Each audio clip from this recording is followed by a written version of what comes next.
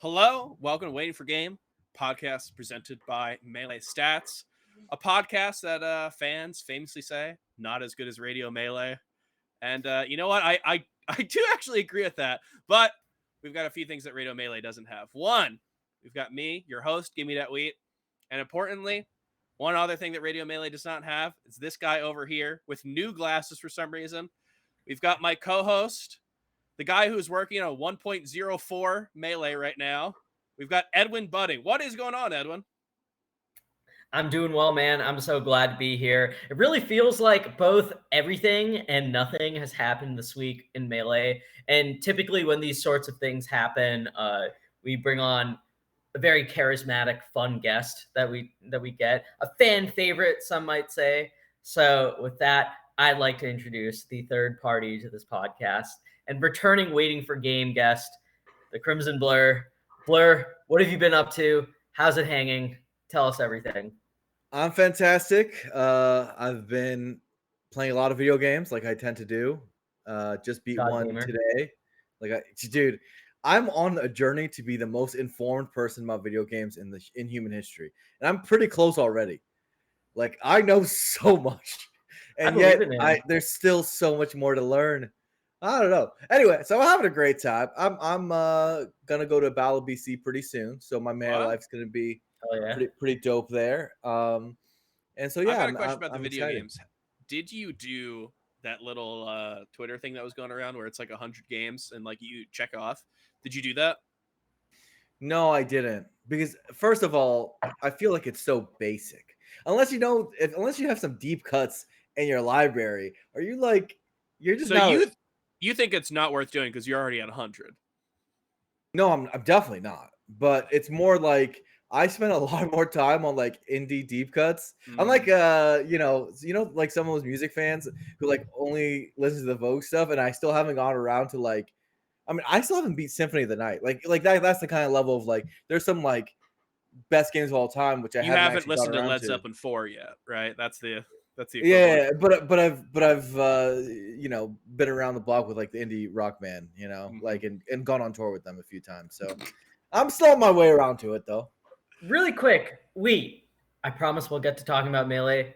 I thought Led Zeppelin 2 was the one that like people really loved. I thought Led Zeppelin 2 is like okay, Edwin. Led Zeppelin 2 is the Wish You Were Here of their discography. Yeah, that's what I was gonna say. I thought that I wasn't sure. I was confusing 2. I wasn't sure whether 2 was the Wish You Were Here or whether 4 was the Wish You. I got it. Okay, sorry, we won't talk about that anymore. That was the most concise way I could put it into Edwin's terms he can understand. Beautiful. I already like it. If the listeners don't get it, you will someday, or you won't. Go listen to Radio Melee. I like Radio Melee, by the way. Edwin, did you see the comment? I hate to like call out YouTube comments. They said that we're not as informed as Radio Melee because I didn't put AMSA in my top 5. I had a hot take and I put Plup in over. And they're like, dude, he beat Leffen and Cody. They're like, he beat Leffen, who you have in the bottom half of the top 10, and this is why Radio Melee does their research more. Hey, damn, dude, they've got 2 charismatic hosts. What can I say? We always acknowledge the YouTube comment. Like that person has won. I know we've always done rankings, but were we always reevaluating our year-long rankings after literally every set? Because it feels like that's what it's become, where it's like someone goes to loses and we're like, you know what? He might be 4th for the year. Like, I don't know. Like, no good anymore. I'm like, dude, it's just like you might win through losers for all you know. Like, just chill out. It is because, Blur, we are so collectively down bad for the kind of stakes that we have. Yes. No, we're so down bad. Blur, I remember last year you were telling us we got to bring back rankings, bro. We got to bring them back. Like, even if we got 3 months, fuck it. We got to just look at those 3 months. We got to get something out. Melee Stats, you guys are doing us. You're thinking about whether the ranking's good or not. You're not thinking about content. You're not thinking about the scene. Edwin, what's wrong with you? You gotta think like this. Wheat, why don't you make a list? Get it out. You were telling us this in August. Then we made a list. We did make a list. It was called the Blur rank, and it was sick. I liked it. You might say it's the best ranking.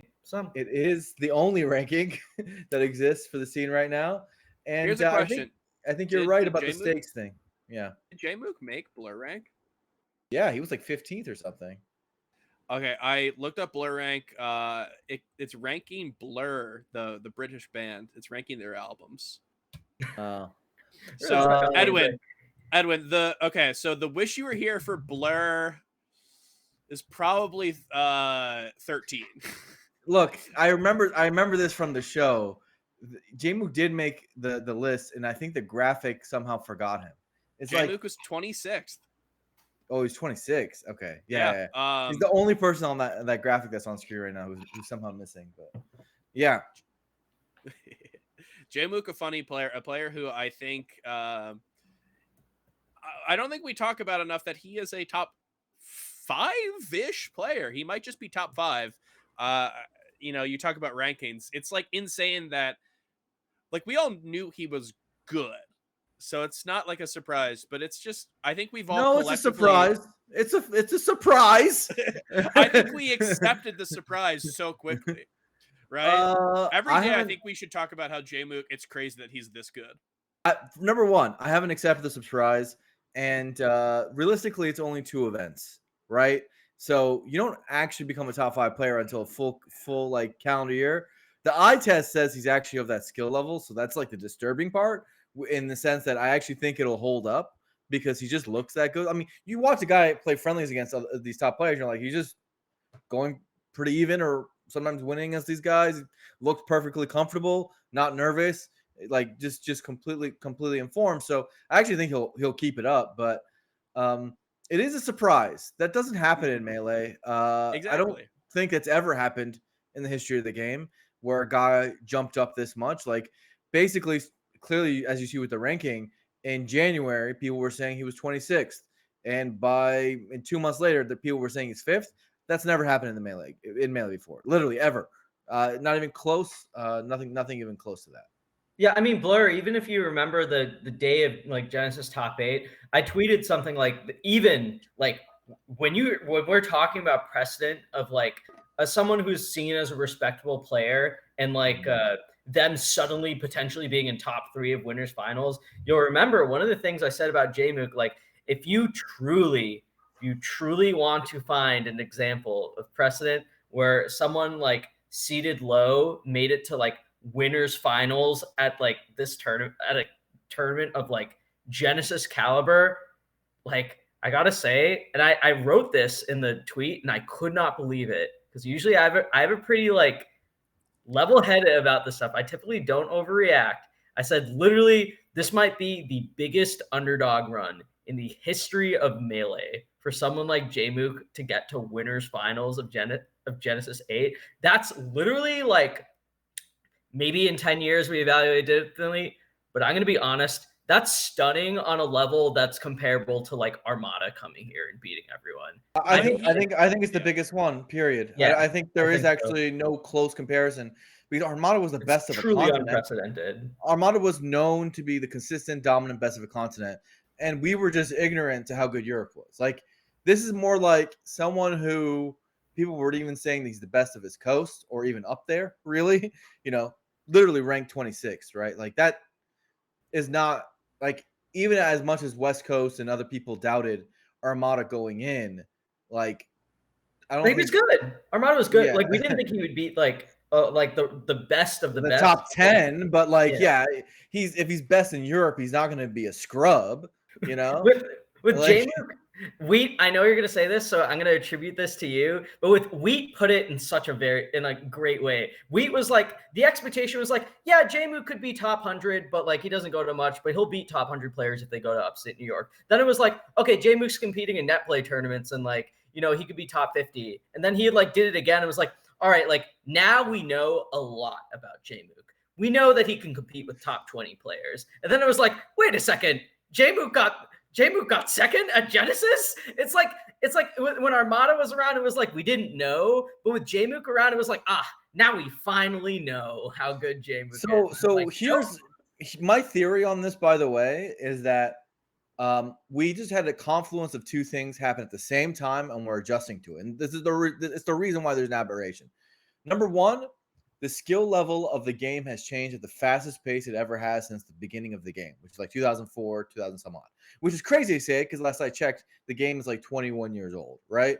So because of Slippy, things change in terms of who's good, who's bad, right?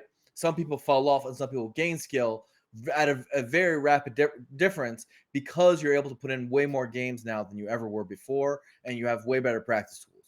That happened at the same time where we had the lowest amount of competition that we've had for like the last like decade or so because of COVID, right? So in that time, we had the least tools for our own collective consciousness to determine who was good and who was bad, right? So you combine like an actual high variance in who's good and who's bad with an extreme uncertainty about uncertainty among ourselves about How good other people how are. good other people are and having the data for it that like they all came at once. And the Jmook actually might have been this good for a little bit longer than we knew, but we just didn't have tournaments to prove it for a bit. And also, like, I think that rapid jumps and skill are more possible now in shorter periods of time. It literally just feels like a completely different community. It's almost like we reset to like the early days where it's like, well, how good is this person? It's like, I Yeah, don't know. It's like we're now in this new era where like it's just completely reset. Where we actually cannot tell how good like some of these hidden boss players are in like a way that's distinct from even, and like this is an era where we're supposed to have information. We're supposed to know so many things. It's like, oh, Yeah. this thing that you thought you knew and you took for granted in this era where you have all this data and stuff, wrong. Like, actually, this guy's top 10. It's like, what? How? Like, it's just, Yeah. It's a wild time. I mean, it really feels like, I don't know, Edwin, the two of us, we're little nerds. We've got this like obsessive trait where like every single thing we like, we can't just like a little bit of it. Um, hence why I've got like, 1,000 CDs behind me. And then, every top 100 NBA players, like point totals or whatever, like we've got like an obsessive trait about us. And of course that lends itself to Melee very well. So it feels like we have all this knowledge, and there's like very few things that I really think surprise the two of us, right? Even the shocking upsets, it's like, you know what, I can see that happening. Jmook were. is like, yeah, Jmook is just emblematic of this era where I feel like we have no idea what's going on. We're going to have a top list. I don't think it's been announced how many. We're gonna have a summer rank coming out pretty soon.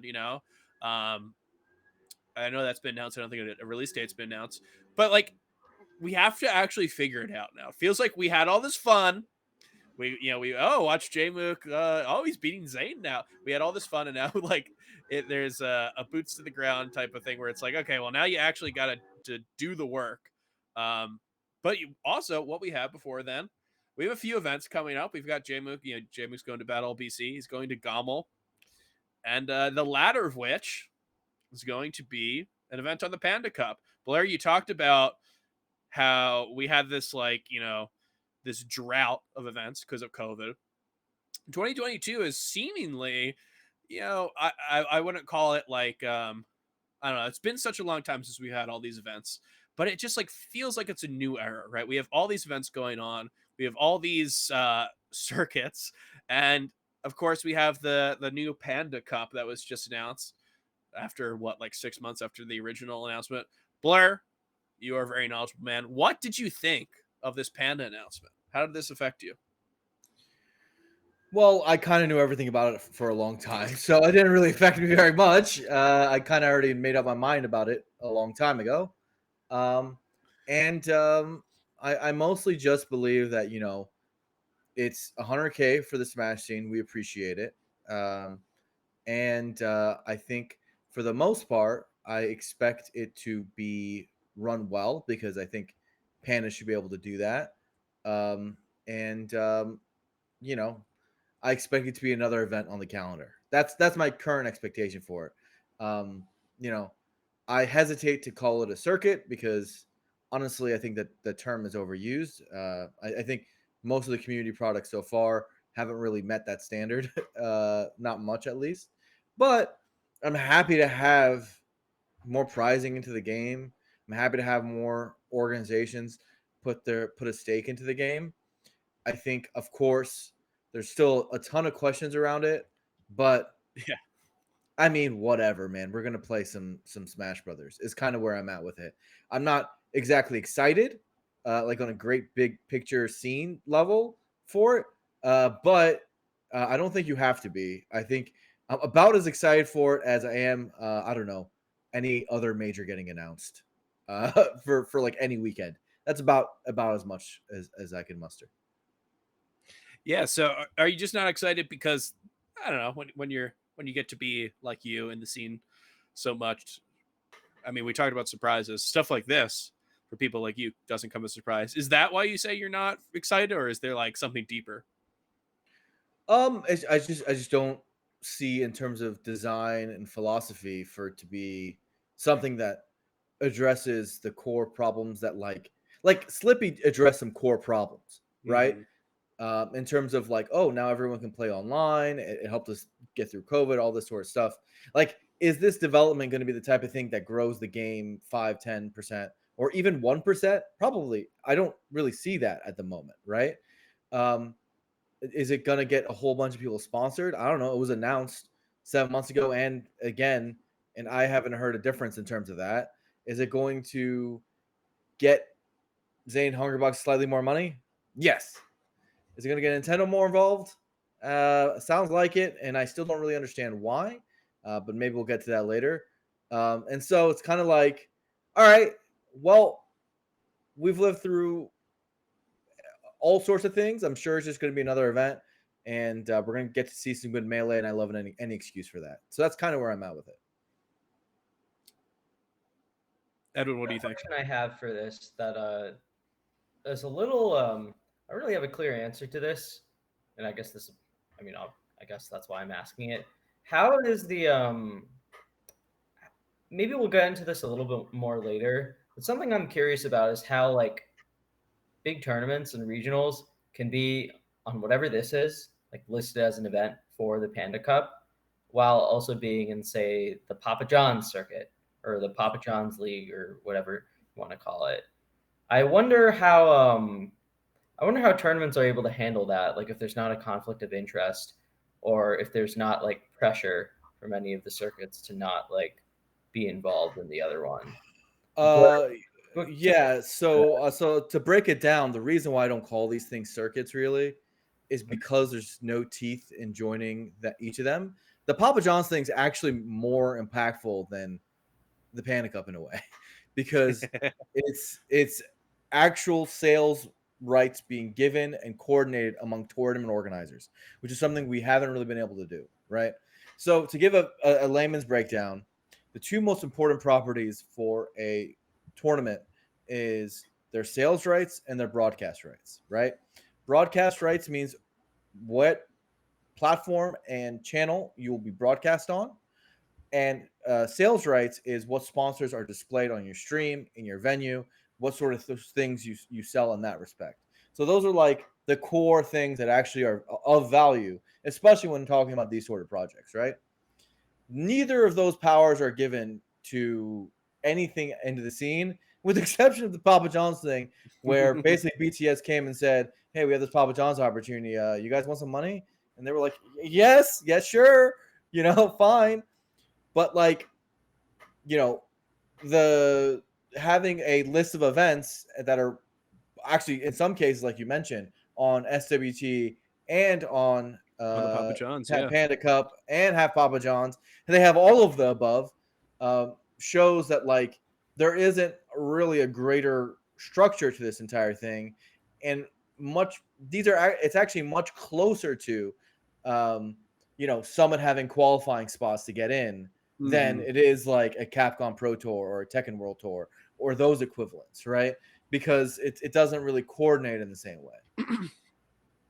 PTAS and I had a conversation that was pretty interesting a couple months ago, and it was basically it was something that you mentioned, right? It's about Summit. You use Summit as an example, and I was like, what is a tour, right? What is a circuit? What is a tour?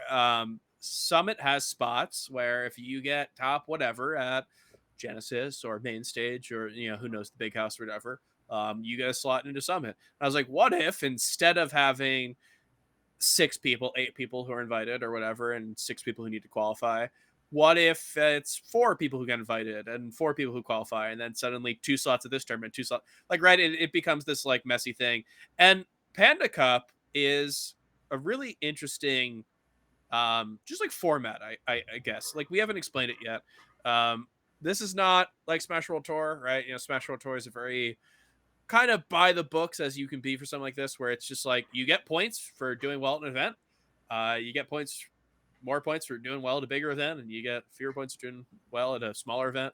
And whoever has the most points at the end goes, right? You know, they've got a little thing where even if you're 50th in points, if you're the person who has the most points in South America, you get to go. They've got cool stuff like that, but it's pretty standard. Panda Cup, not really like that, right? So they have a few different tournaments. They've got like CEO, Gommel, Smash Factor, Big House, etc. They got some other stuff for Melee, and it's about like getting slots there. So 2 slots at a bigger one, 3 slots maybe, and then there's apparently slots that are picked by a panel. So yeah, it's this kind of weird thing where like we are seeing yet another different format, and I don't know, it was very intriguing to me when I first heard about it. Edwin, I don't know if you had any thoughts on this like hybrid panel qualification type thing. Yeah, I'll be honest, I'm not really crazy about that. I wonder what went into that decision, if they just thought it would be easier to reward people who won events and to like automatically get them to the final one, and if they just did not want to come up with a quantitative system for the latter and they wanted to So, outsource that. a question maybe you guys know the answer to, because I haven't asked anyone this. Do you guys know if the panel only takes results from Panda Cup events or from all events? Do either of you guys know the answer to that question? Because the site doesn't make it clear. That is a great question. I do not Yeah, know. amazing question. Wish we could answer it. I wish we knew. Wish we knew the answer. Which is another reason why it's hard to get excited, is that there were 7 months of no communication and everyone thinking it's dead. And then now it comes out and everyone has a bunch of questions. None of them are answered. And it seems like we're back to it being radio silence again. Whether they're being handcuffed by Nintendo or whatever, I don't think you can run a large project for a grassroots community without having like actual community management. You know, like genuine conversation and openness, and these sort of things just de-hype the thing. Where like we don't know how it works, we don't know if we should care, and we don't know the basics of it, right? You know, if you put all the answers on the website, then I wouldn't be complaining, but it's not even close to that. And then as someone who's made literally co-authored along with Nintendo, every rules document the scene's used for the last like 10, 12 years, their rules documents like a joke. Like, it's like, bro, at least copy and paste, bro. Like, we'll take it. We don't care. Just, there's like a 50-page manifesto that's been worked on for over a decade, like genuine hard work. And you're out there banning chain grabbing. Like, what are you doing? Like, it's that rules document's like, oh my God. If a tournament like Big House accepts that as like their actual rules document, I'm just like, I don't even know what to say anymore, because Genesis just like put out like the worst thing I've ever seen in my life as their rules. I can't even, I'm so exasperated on this sort of stuff that, as you can see, I'm past that point of just being like, well, I'm going to show up and that's cool. I don't want to put too much energy into it, because I'm not seeing other people pick up the responsibility where they should, right? Because like legitimately, like I cannot believe the rules that are being put out for our biggest tournaments right now. It's just kind of crazy. Yeah, I think there's a lot of confusion, right? Why is there a panel? What does the panel look at? Stuff like that. Edwin, I think to answer your question, I think this is the Mango clause. I think this is getting Mango to your event when he did not do anything to qualify. When he gets ninth at every single tournament that he enters that's partnered with Panda, I think this is the Mango clause. So like you're like, okay, well let's get him for this one. Well, good luck, because they put their weekend on the weekend before Christmas, which is the worst weekend in the entire year to pick. Literally, if there's a weekend in the year to pick, that's the worst one. And they're directly put themselves on the calendar after back-to-back weekends of main stage, then SWT, and then it'll be Panda Cup.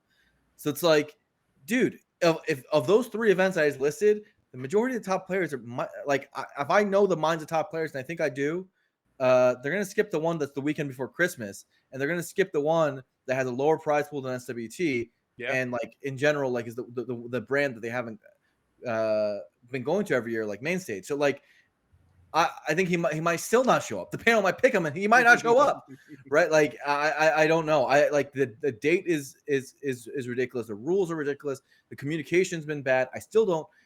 They still haven't answered at least to the community. I might know have good reasons to believe they haven't answered the community why Nintendo's evolved at all. Like all these big questions are still all out there, and they're probably just going to stay out there, and they're probably going to make everyone a little bit less hype about the product if it continues. Yeah, one thing really quick I want to mention as far as December is concerned, and this is not necessarily a Panda Cup exclusive thing, but I'm starting to get a little worried at the log jamming of events during like the end of the year. I'm not quite sure when the final, depending on what happens with SSBM rank, I don't know when sure that like the final rank will be or MPGR or whatever. And I'm a little worried about Wheat's brought this point up before on the show about events being a buyer's market, about top players being a bit more selective about what they want to prioritize. Frankly, what event they're willing to take a COVID risk for to go to, and what's like worth their time. And I just worry a little bit that in December, when you have, what are we having right now? We have Smash World Tour. We have Panda Cup. We have in consecutive weekends starting off December. We have main stage. We've got Smash World Tour finals.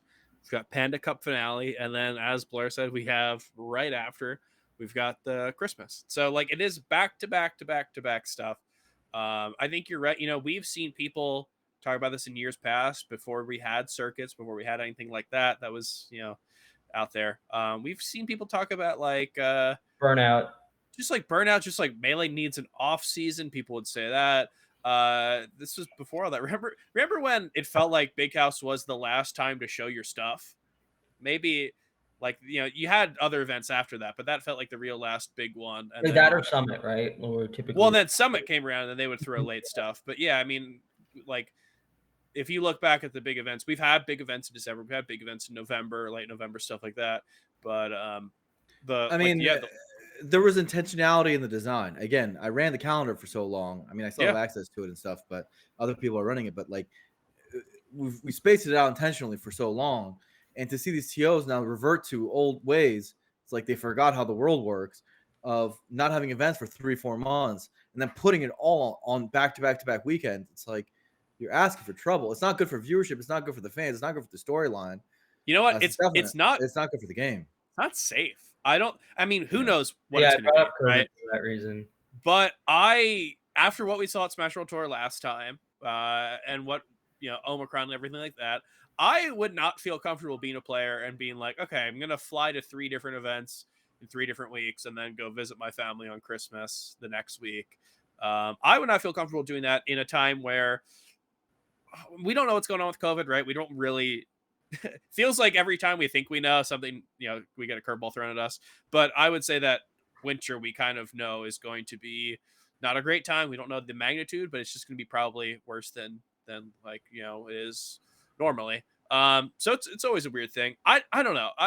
When it comes down to it, the announcement came out, and I distinctly remember the announcement of Smash World Tour, like the grand announcement of Smash World Tour 2022. I really don't remember the Panda Cup announcement.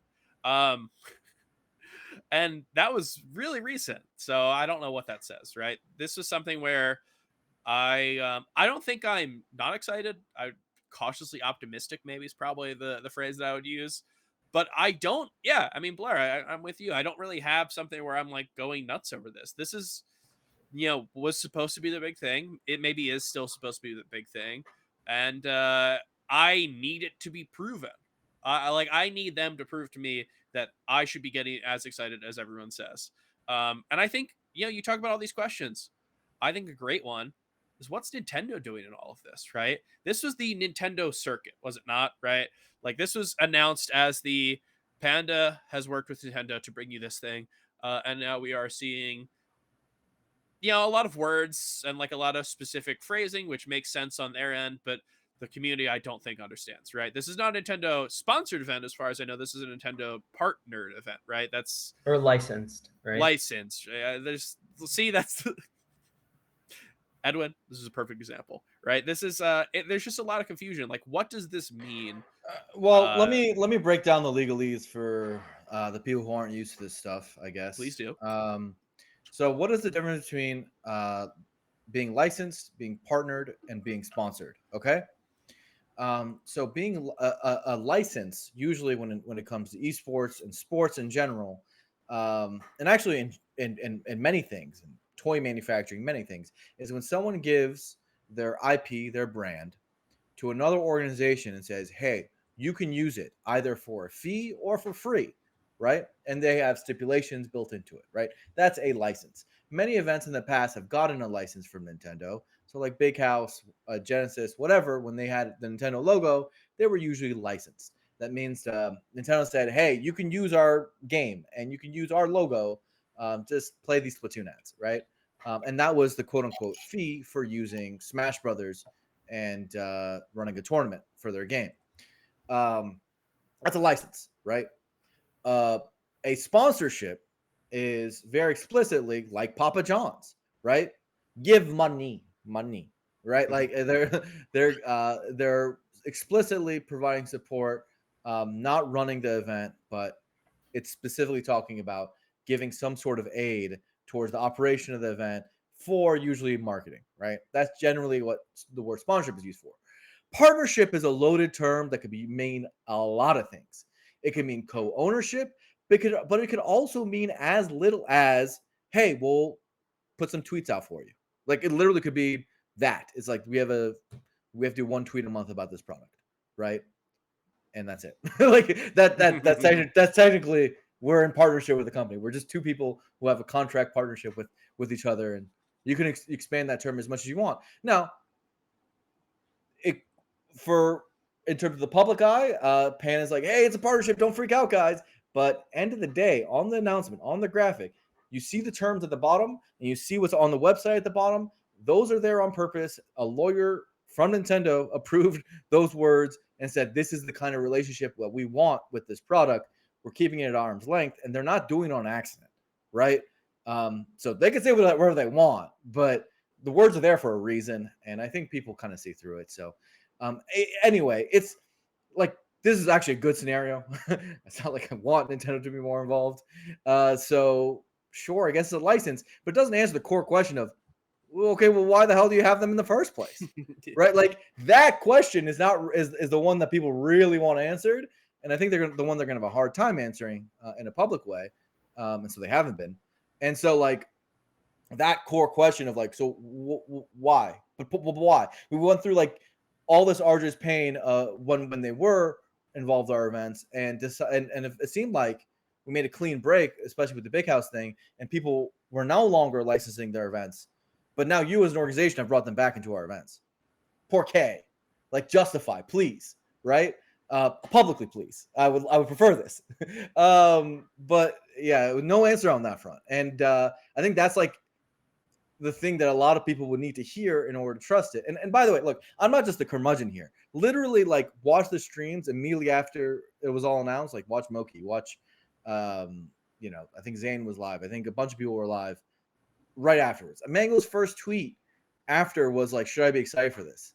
Yeah. Like am I going? And should I go? Like, what are we doing? Like, read the first Reddit thread. This is just general how the sentiment has been from it. And it's not because people want to see this thing fail. We all want everything to succeed that involves our game. It's because there's been so little communication, and we're also cautious and tired of being burned by, you know who, that you're going to have to be a little bit more transparent than they have been. Like, that's just the natural course of things. When you do something this bold, you have to like face it face to face. You can't just kind of avoid it. And so I think it's a losing strategy personally, but maybe they'll pull it off. Who knows? Yeah, one thing we talked about, like the lack of transparency into what Nintendo could be providing events or whoever's part of this whoever's part of this. But something I'm particularly concerned about is like the focus on licensing on its own. I don't know what that now Blur, you can correct me if my like understanding this is incorrect or if it's related at all. I am a little worried of like what this means for like other events that are not on this circuit or maybe on another event streaming from their channel. So it's like if Nintendo struck down VODs of like another tournament or something for breaking IP, I guess maybe people from the Panda end or like people from their Cup end could say that that's already a risk. But is that risk one heightened by the existence of a circuit that they or whatever they're running, however way you want to describe it? Is that threat heightened by them having their name attached to giving a license to someone else? Or is that threat not heightened by that? I guess would be my question. I mean, okay. So I think the clear answer to this question is yes, it actually heightens the risk for a few reasons. Okay. Every CND that's ever come out in terms of Melee, literally in the history of Melee, every sort of stoppage or whatever has come from NOA, right? There's no exceptions to this. And which is weird because you go on Reddit and you go to uninformed parts of the internet and everyone's like, NOJ is the problem. Like, NOA is the only one who's shut down anything ever in the history of the game. But fine. And what I mean by this is that within NOA, there is and has become a group called Nintendo Versus, right? They're like the guys who are supposed to care about the competitive games for Mario Kart, for Splatoon, for us or whatever, right? They run those online things for Ultimate. They're the ones who would have to approve the licensing of Panda Cup.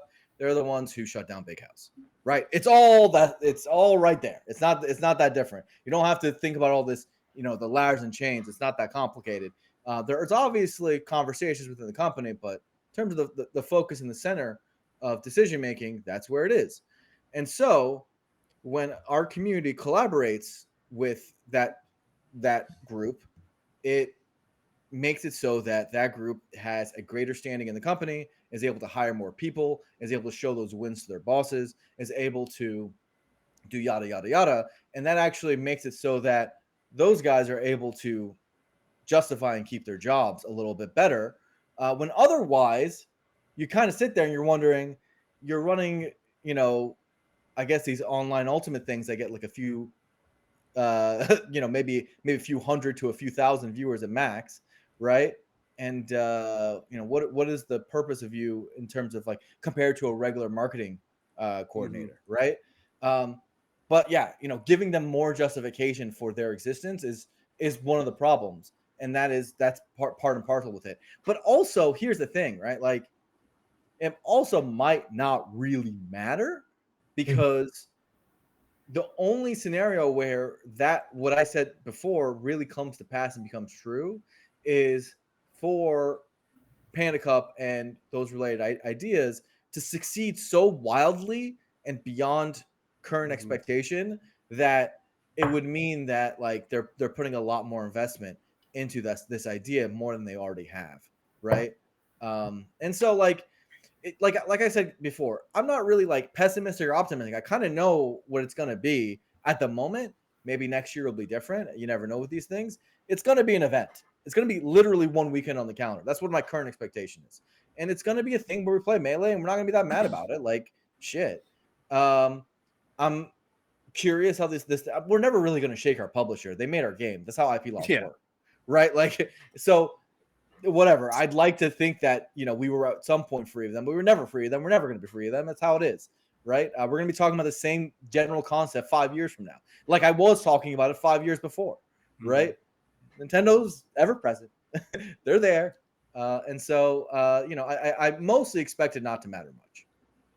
I hope so. Yeah, I mean, it's hard to really say, right? We've had times where we've come really close to having stuff like this. We obviously, there's probably so much more things that the public doesn't know that has been a lot closer calls. But still, it's just like, it's hard to shake the feeling that we're all like in a speakeasy, right? We're all in a speakeasy. We're all drinking during Prohibition. We're not supposed to be doing this. And the cops just came in and they pointed out like 10 people and they're like, you guys are allowed to drink. And they didn't say no one else is not allowed to drink. But the fact that some people were said that they could drink feels a little weird. It makes everyone else worry a little more. So I don't know. Like, does this, am I scared that, okay, anything that's not partnered with Panda Cup is going to shut down? No, I'm not really scared. But I do think it adds questions to a history that we've already had, right? We've had a history with Nintendo. This is not our first brush in with Nintendo. And part of it to me, you talk about lack of information. I said I'm cautiously optimistic, and I am. That's true. But I also feel like I need to be sold on this, and I feel like I am not sold. It's like every RPG and anime or whatever, where like you have your villain, and then you defeat the villain, and the villain like comes on your side. But I feel like Nintendo has not like sold us on the fact that they should be part of our party, right? They're just like still our foe, and they're like, no, we're working together. And I'm like, wait, you gotta prove it to me somewhere. Yeah, I think what makes it now a little bit more confusing. So maybe optimistic and pessimistic. I mean, I probably err on the second, but I think more than anything, I'm just wary because I think what makes the current situation trickier than maybe before is that they have like, there's factions of the scene that are actively pushing for a conciliatory and like even cooperative approach with this company that the other 2/3 of us are like extremely wary of, if not incredibly against the idea of it too.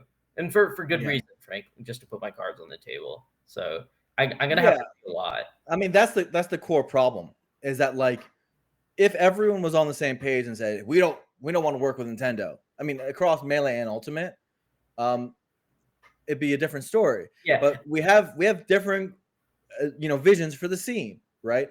There are some people who think that no, we have to work with Nintendo. They're the IP holder. We have no other choice. We need to use them and be partners with them and gracious partners with them. Can't be antagonistic towards them. That's like the general concept. That's the vibe.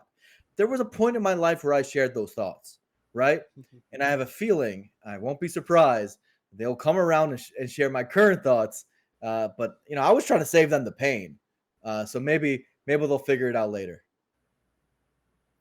And like, I think it's that girl that you broke up with and you keep thinking that you can get together, and you just got to realize it's not going to work out. It's not going to work out. All right. It's a toxic relationship. Get out. I wish I knew what the benefit was, like like even a little bit of transparency into like, this is money that's going to this event, or like this group within the community, it's going to be used in this way. Like even something like that would go a long way in terms of just like knowledge that we would have on it. But the fact that it's NDA'd and that it's continuously like that we have people on our scene like supporting this in spite of the fact that just like just to put my like again to kind of give my thought process behind this, Nintendo is like a very large company that comes with operating on a really massive scale that our small community and people can't really comprehend.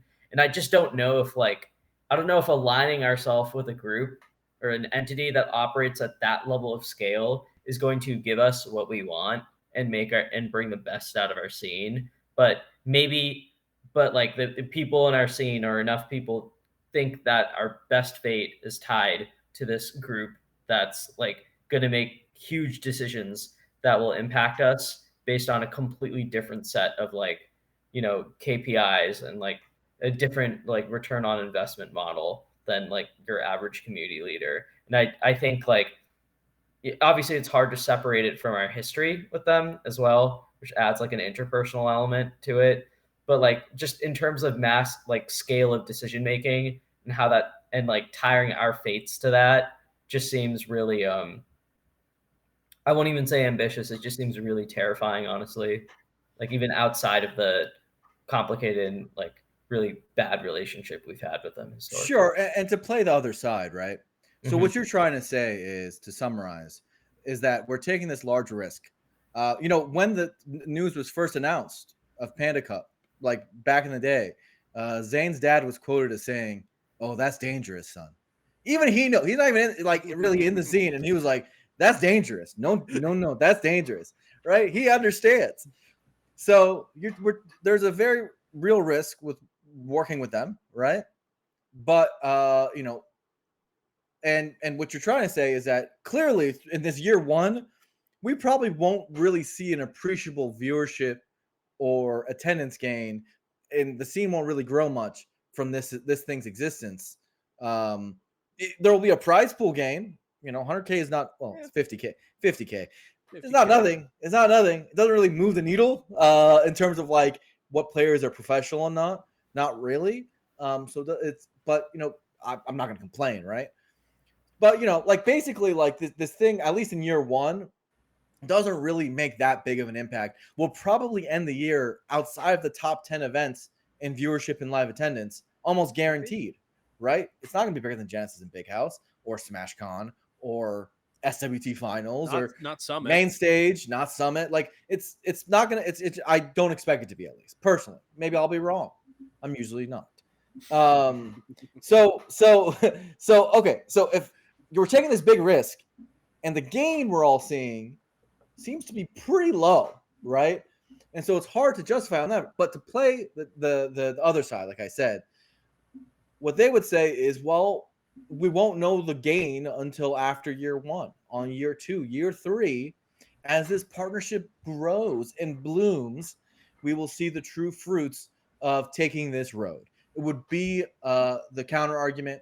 So some of that is a wait and see. But at the moment, you guys are appropriately not sold and wary, because at the moment in the year one, this is not worth the risk from most of our eyes. And, it's hard to see how, having said all that, like this is necessarily a net benefit for the community. It's really tough to justify it as it is. But again, on a 2-3 year perspective, they'd probably disagree with me. Well, yeah, that's exactly what I mean by scale of decision making. Like, what Nintendo's goal with this licenseship or whatever they want to say is just like they're making these kinds of decisions based off things that like even the people within the scene who are working with them might just have zero clue in, right? Like, what happens if someone at that, like, what happens if their contact at Nintendo who they're working with like loses their job and gets replaced by someone else who just thinks this is a total waste of time? And like we've committed a bunch of community resources to developing and maintaining a relationship that's just like gone. And now the new person in that position just decides that this is not worth it. Like, it's just, yeah. So it's like scale and risk. Yeah. But maybe like you're saying, if they're making that decision off 2 or 3 years, like they think there's some kind of payout. And that, like, I guess as a community, like if there are people in the scene that like are willing to represent that kind of approach to Nintendo, and then there's other people that are willing to represent a more like confrontational approach or avoidant approach, I guess it could like balance out. But like it's very hard for me to see this working out in a beneficial way, because like just the political answer is that like, it's good to have all different approaches with Nintendo tried out. But I just have, we've seen this story a lot. So it's hard for me to say that like it's going to end in a significantly different way, but maybe it will. But hey, those years where those big majors were licensed, last I checked, they were our highest years in attendance and viewership in our history. So though I don't think it was because of the license, the point is the show keeps going on, and I expect this year to be great. So did it end up mattering that much that we watched Splatoon ads in 2017 and whatever?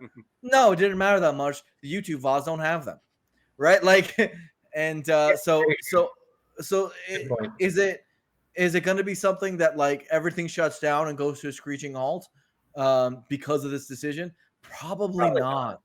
So now, maybe the risk is not even that like. It's just a general nonplussedness where we're all like, yo, I wouldn't do it this way. And much like SWT with Panda Cup, I'm just like, this is not how, as someone who's helped make esports leagues before, this is just not good formats and not good community building ideas. And it's part of why the products don't really make sense right now.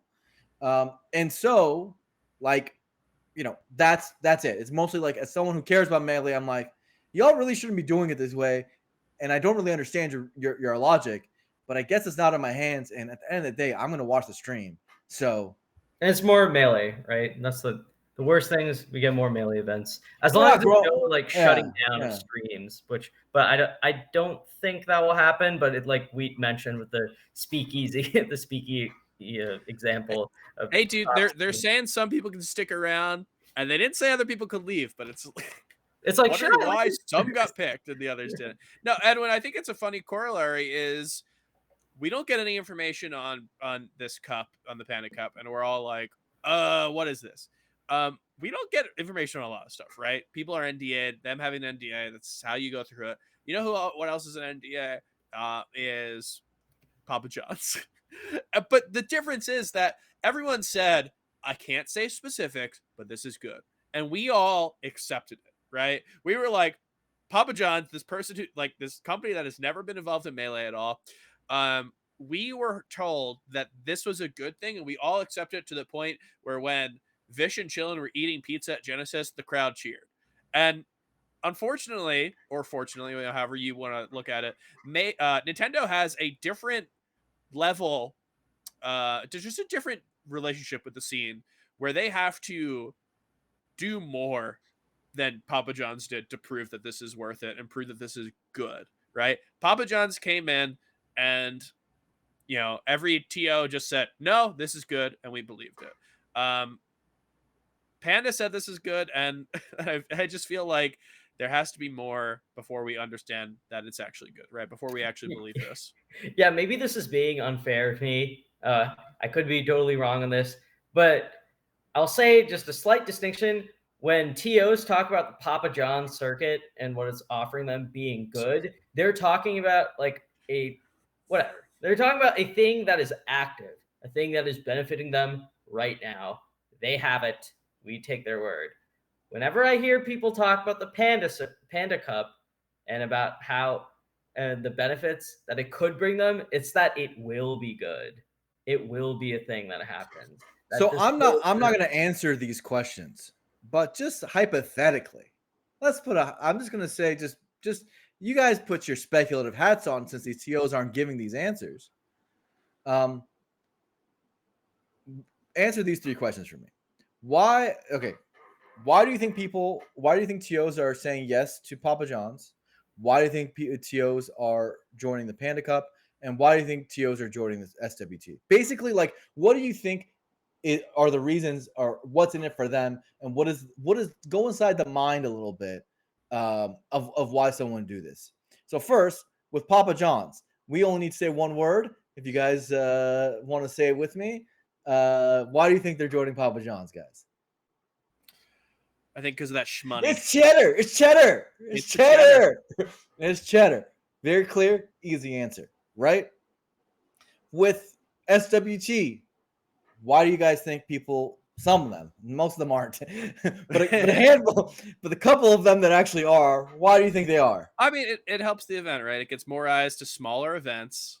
People go to Smash World Tour events if they want to get on the circuit, and people do go to events specifically because they're Smash World Tour.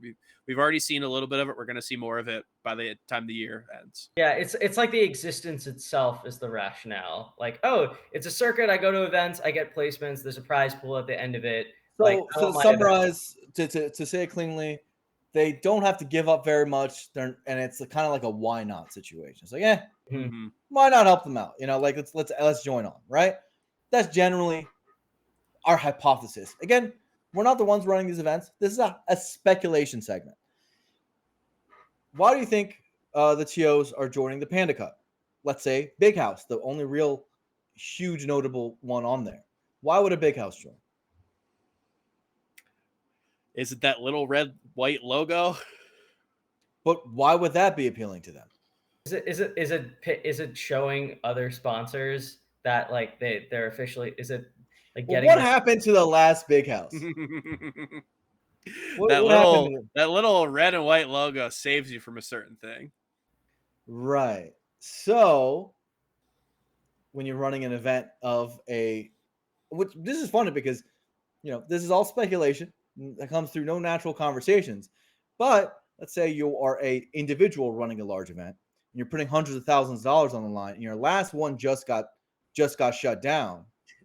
And now you're worried about it happening again to potential financial ruin. And you're like, oh, It's protection money. I just realized. Yeah, of course. It's Someone Okay. comes up to you and says, All right. It'd be a shame if something happened to your It'd be a event. shame something. No, I'm not saying that's why they're doing it, because they're obviously not on these shows telling you why they're doing it, and they're certainly not talking to anyone. I'm not saying that's it at all, and it might not be. Maybe they're getting buku bucks, bro. Maybe they're just getting the sweetest deal. Maybe they have a Lambo outside, right?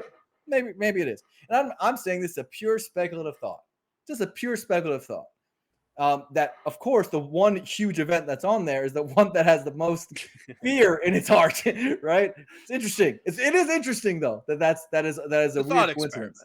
It's just a thought experiment. So that's the thing, right? It's like, oh, okay, so that's how we're doing this now. All right, cool.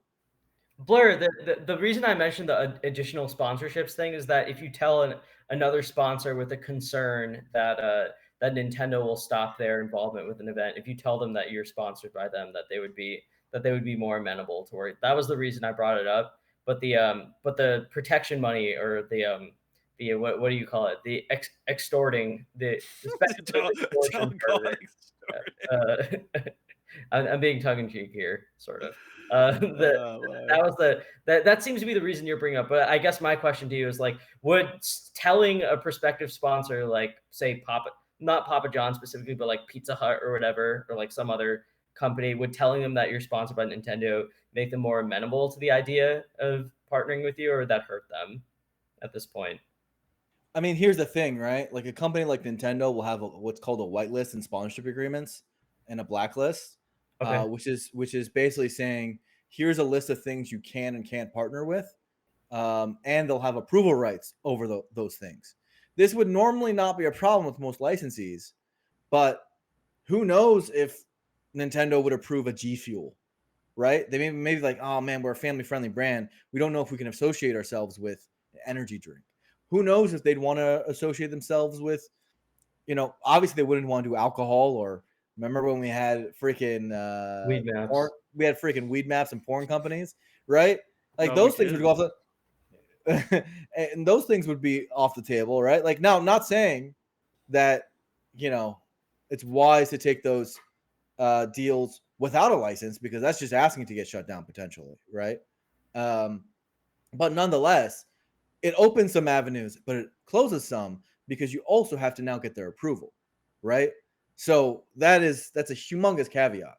And so realistically, the number one thing stopping us from sponsors is, we're just not coordinating big enough sales packages, right? The number one reason that we're not getting these big sponsorships is because, selling one Genesis or selling one big house is just not that big a deal. You want to have a big sales, group, like of like all the events together, to put in enough viewership to like beat like 1 week of Asmongold, right? Because at the moment they don't, right? Because it's actually not enough to really sell to a large brand to want to spend legitimate money. But when you put it all together, maybe you scrape something together, but that takes coordination and work, which is what the Papa John's deal that BTS coordinated actually did, which is why it was significant. It was actually the coordination for sales that is actually significant and actually matters, and why we actually got a big brand to come along, right? It's because we put a bunch of names together, and we added the numbers together. The number one reason we're not getting deals isn't because we don't have a Nintendo logo on our streams. It's because the numbers aren't big enough on a per event basis. On a scene wide basis, they might be, but on a per event basis, they're not. And so each event isn't able to sell that well. And of course, getting like the scene wide numbers together would require a level of coordination and like stakeholders, or like getting every stakeholder needed, and doing that in a decentralized scene like Smash is brutal. Let alone brutal. alone.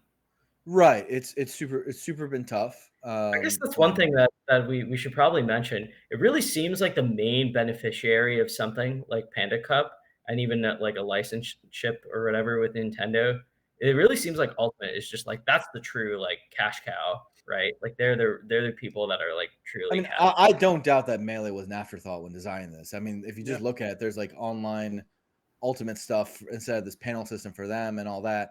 It's definitely the thing that matters more. I appreciate that Melee is a part of it, I guess. But yeah, I mean, and there's also the hard part of like the ultimate guys. Number one, because they're younger and they don't know any better. Like and number two, because I think the top end of their leadership in terms of like the biggest voices don't speak on the F Nintendo vibes as hard as the Melee ones do, right? And so when they see news like this, they react more positively because they're not constantly being battered with like, here's the history, never forget, right? So it is slightly different for them, but the truth is they've been screwed in their history just as much as us, maybe more. It's just like not as culturally said among them, and so I think it's an interesting dynamic.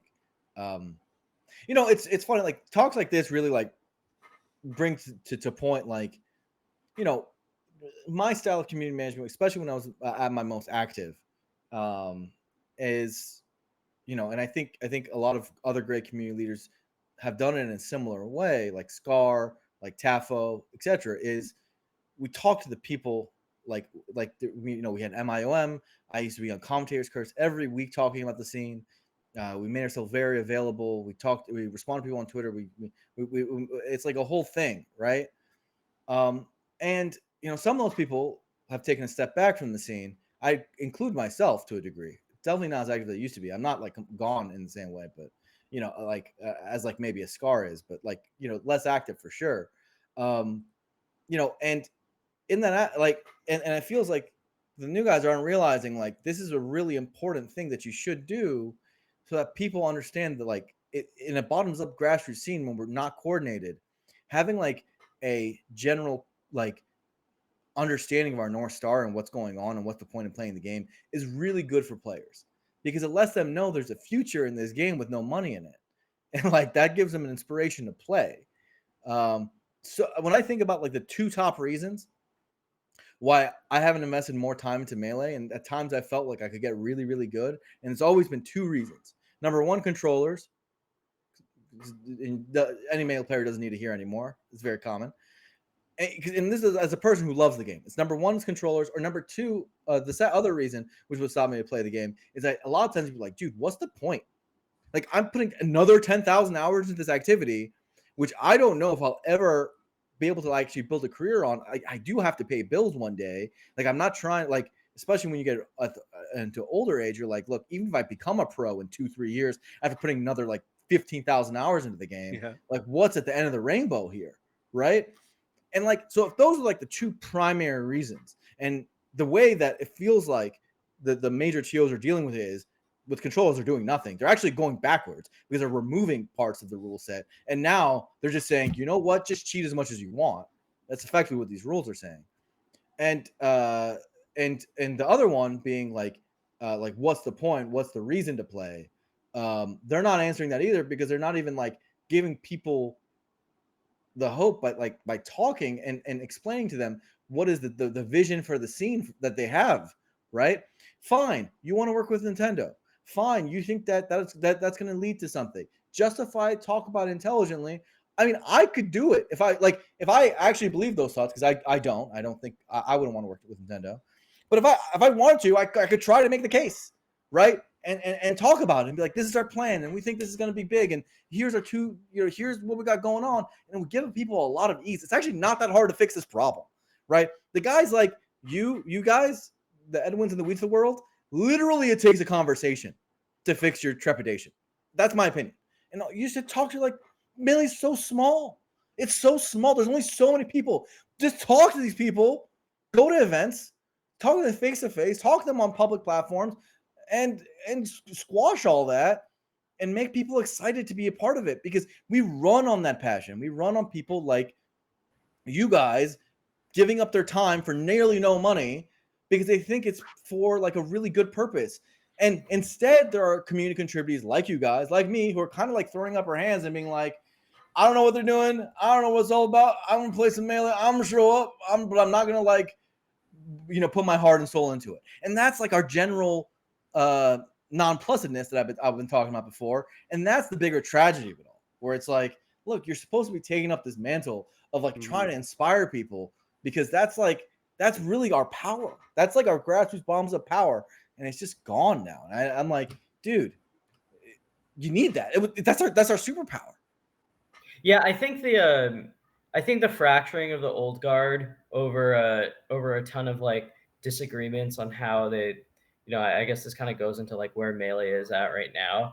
I think we're kind of in a transitional period where like a lot of members of the old guard are not as like unified or active in the scene as they used to be, in part just because of like, getting older and like What the way happens? life turns out, but also just like fundamental disagreements like over the scene and an inability to reconcile them. And I think coming out of the pandemic, like we're kind of seeing like new generations of community contributors, but because this, in part because of Slippy, but like the scene itself has like a pretty big player base that was different from where it was in 2013. I think the community mediums that we use are just really I gotta say, like, I don't think they're very good for like centralized hubs of discussion. Like we move, like making the Facebook groups private was like a very bad, like we saw. I mean, I guess it's easy to say in hindsight because nobody really uses Facebook. No, I said it before it happened.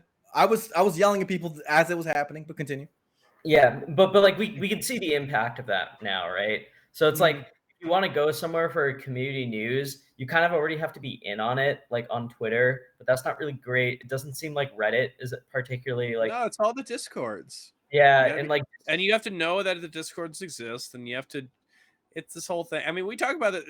Doesn't this happen like every few years, and everyone's just like, we got to revive Smash boards. I mean, like no one's gonna do that, but there's some truth in the way that like information is given and information is taken, right? Like, I mean, the easiest way to get information out there is through Twitter, and like the worst way to give information is Twitter, right? It's the hardest way to have a conversation with someone, and yet it's also like the best way we have to get the word it's also out. a terrible reference tool. Like it's good at spreading information within itself and like bringing that to a wide audience, but as a reference tool to like if you're running an event through somewhere and you want people to click the link to like to sign up for it, or if you're trying to use it for like like to go to a third party site, Twitter is like notoriously bad, like very like it's one of the worst social media links. I actually think that's one of the I mean, people talk about how Twitter is terrible all the time, and like that's true. But I think specifically for like reference, it's like it uniquely rewards like like sharing things put on the platform on itself, but like not redirecting you somewhere. It's actually quite bad. And like with Discord, it creates like it really fragments the community a lot more. I legit think that so I think the Melee Online Discord has done a lot of good, but if there's a way like we could centralize like the resources of something like that with so many community members, but just put it on like a better version of a Facebook page, I think that would just like it would go such a long way. But although like maybe a bit more public facing now because Facebook is not as like popular as it used to be or like held in high standing. I don't know. I think that's something to deal with that scale of coordination would be a lot easier or a lot better for like the scene's current needs and like cross communication requirements to kind of like drive things together for the future versus the way we're doing it now, which it really feels like we're just in a bunch of Discord. We have a bunch of different sub communities within Melee that play different versions of the game and like let different players attend events and everything. Like it just makes there's only legitimacy. I mean, I guess it's always been like there's only legitimacy as much as like the community members like have it, but it's like when we carry out like a decision on like what we want to do with the rules or like who we want to let like go to events or like what or even just like the way things are happening, like like what tournaments are part of what league or circuit or whatever shit. Like there's no like legitimacy. The whole point of these things is like you're supposed to like when something is done, it's like, oh, this is like the Melee community's thing on this. Now it's just like we're almost like back in the Wild West, like before. Like we have all these tools that have made like the community more modern, but it's like we're almost back in like 2003, where it's like someone like hosting a tournament. It's like, well, like I guess this is legitimate as anything else. And it's like, well, Well, like it is, but like it's only that way because of like with Genesis and Big House, it's like because of the name, right? Like it's like those are the two things that everybody agrees on, right? Like we don't even God, I posted that like major graph or whatever on IBW. People are like in the comments like disagreeing on what counts as a major or not, or whatever. They can't even enjoy like the post. Like we don't even have a centralized like definition of that. I posted the Daily Stats top 100 all time list like as a rough criteria, but like I look at majors nowadays and I'm like, is this really a major? Is this super major? Like, there's just so much fragmentation in the scene, and like, I guess it has its pros also, but like a lot of its cons are just like really annoying, and I think they like set us back high key. Yeah, I mean, and by the way, you know, these things could have been solved by some of these parties pretty easily, like with very little effort, less money, and less heartache. So, you bring up, the rankings and all that. So, here's what's going to happen at the end of this year, right? And it's already happening. You're noticing how people's minds are already set. There's an SWT points thing. Mm-hmm. There's a Panda Cup qualification procedure. Plus, it's by the way just on Panda Cup events. It was on the website. Oh, okay. All right. So there's a Panda Cup panel plus qualification thing, and then BTS has its events. All that's cute, all that's special, I guess. But we're gonna make a ranking at the end of the year, like we have for the last like 6-7 years, and that's gonna be how we do things. Now, I don't even like the subjective ranking systems, as you guys know. But the point is that these products aren't even disruptive enough to change like the format that the scene views and judges players on, right? Like when the when the NBA started existing, it changed the way people view professional basketball, because all of a sudden that NBA championship is the thing that we judge everyone on, and the regular season standings are really important and blah blah blah. But if at the end of the day we're just going to make a ranking and that's what everyone's going to talk about, then the points of qualifications don't really matter much.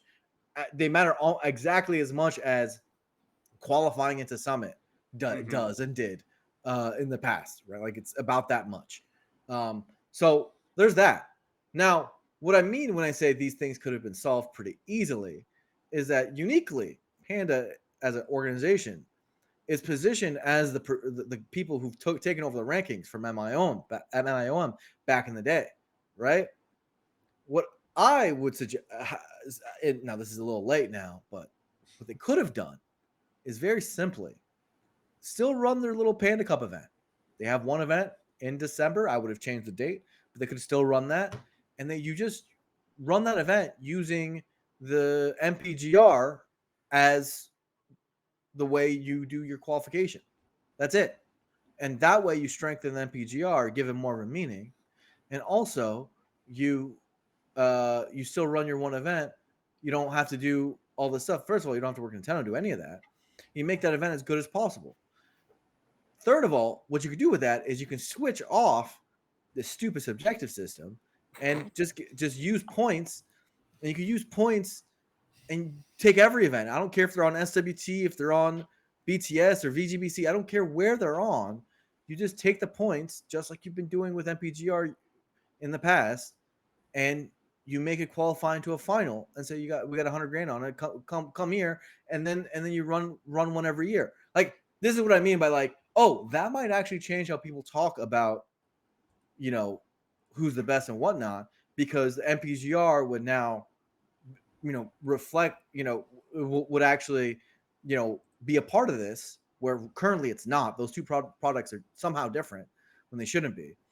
And also, it would make that championship seem a little bit more important because it's a part of the MPGR structure. But right now it's not, and so it's confusing. Maybe they'll do that next year. Maybe I'm just putting it to the ether.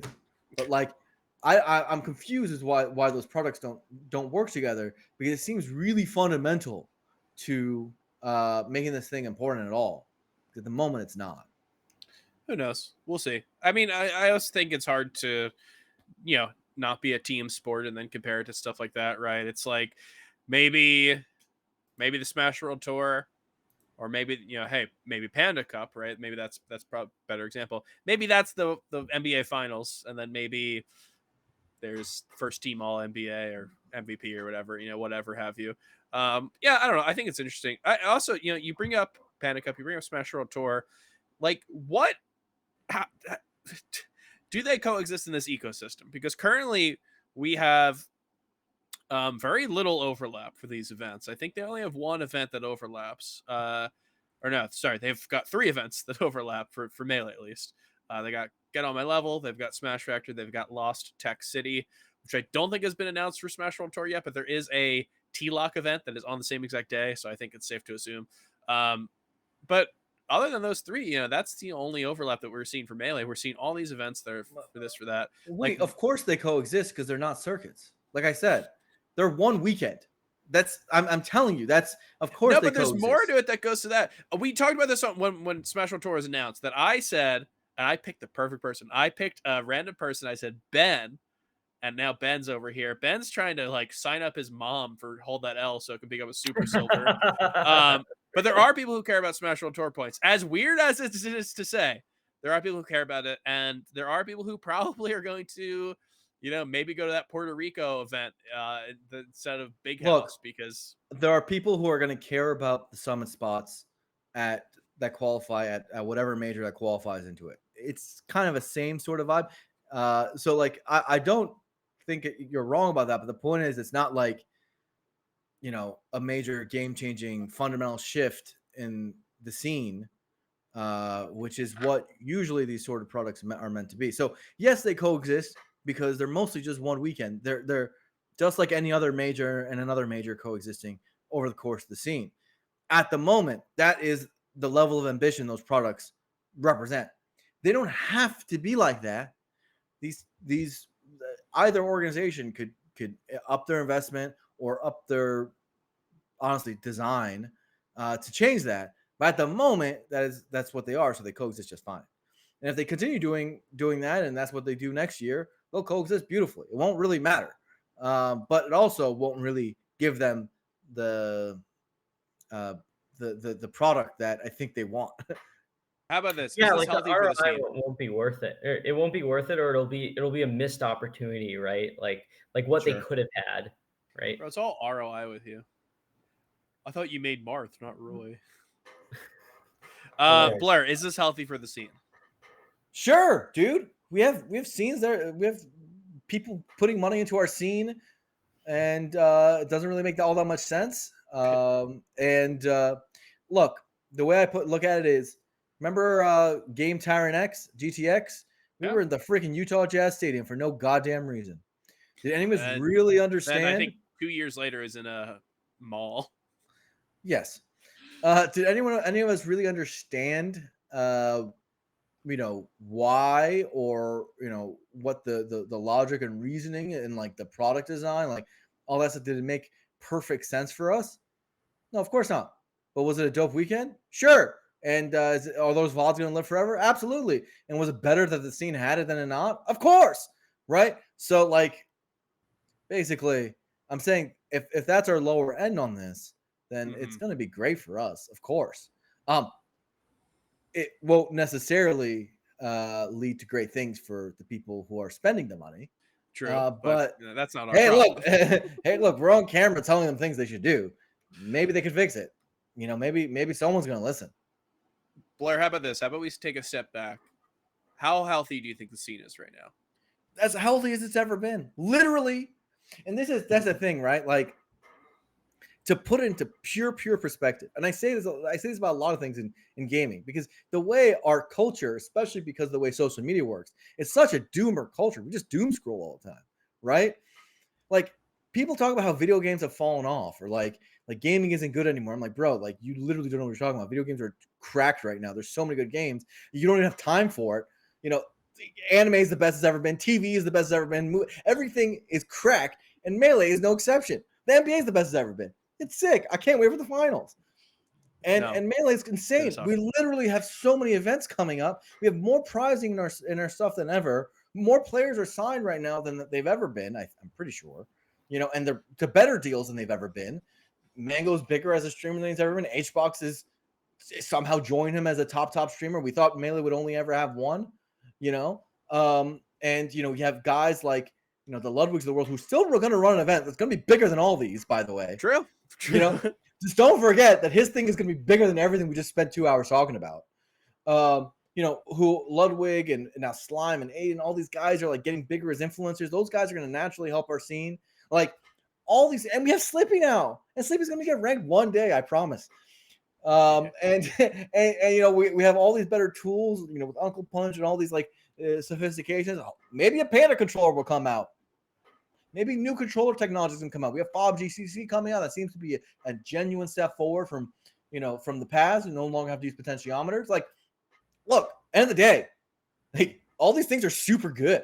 I'm about to go to Battle BC. I'm gonna have a great time, right? That's in Vancouver. Battle BC is an interesting tournament to bring up because so you talk about how there's all these tournaments. I think Battle BC, we talked about it in DMs. Battle BC being a tournament where like it's put its time in. This is what tournaments are, right?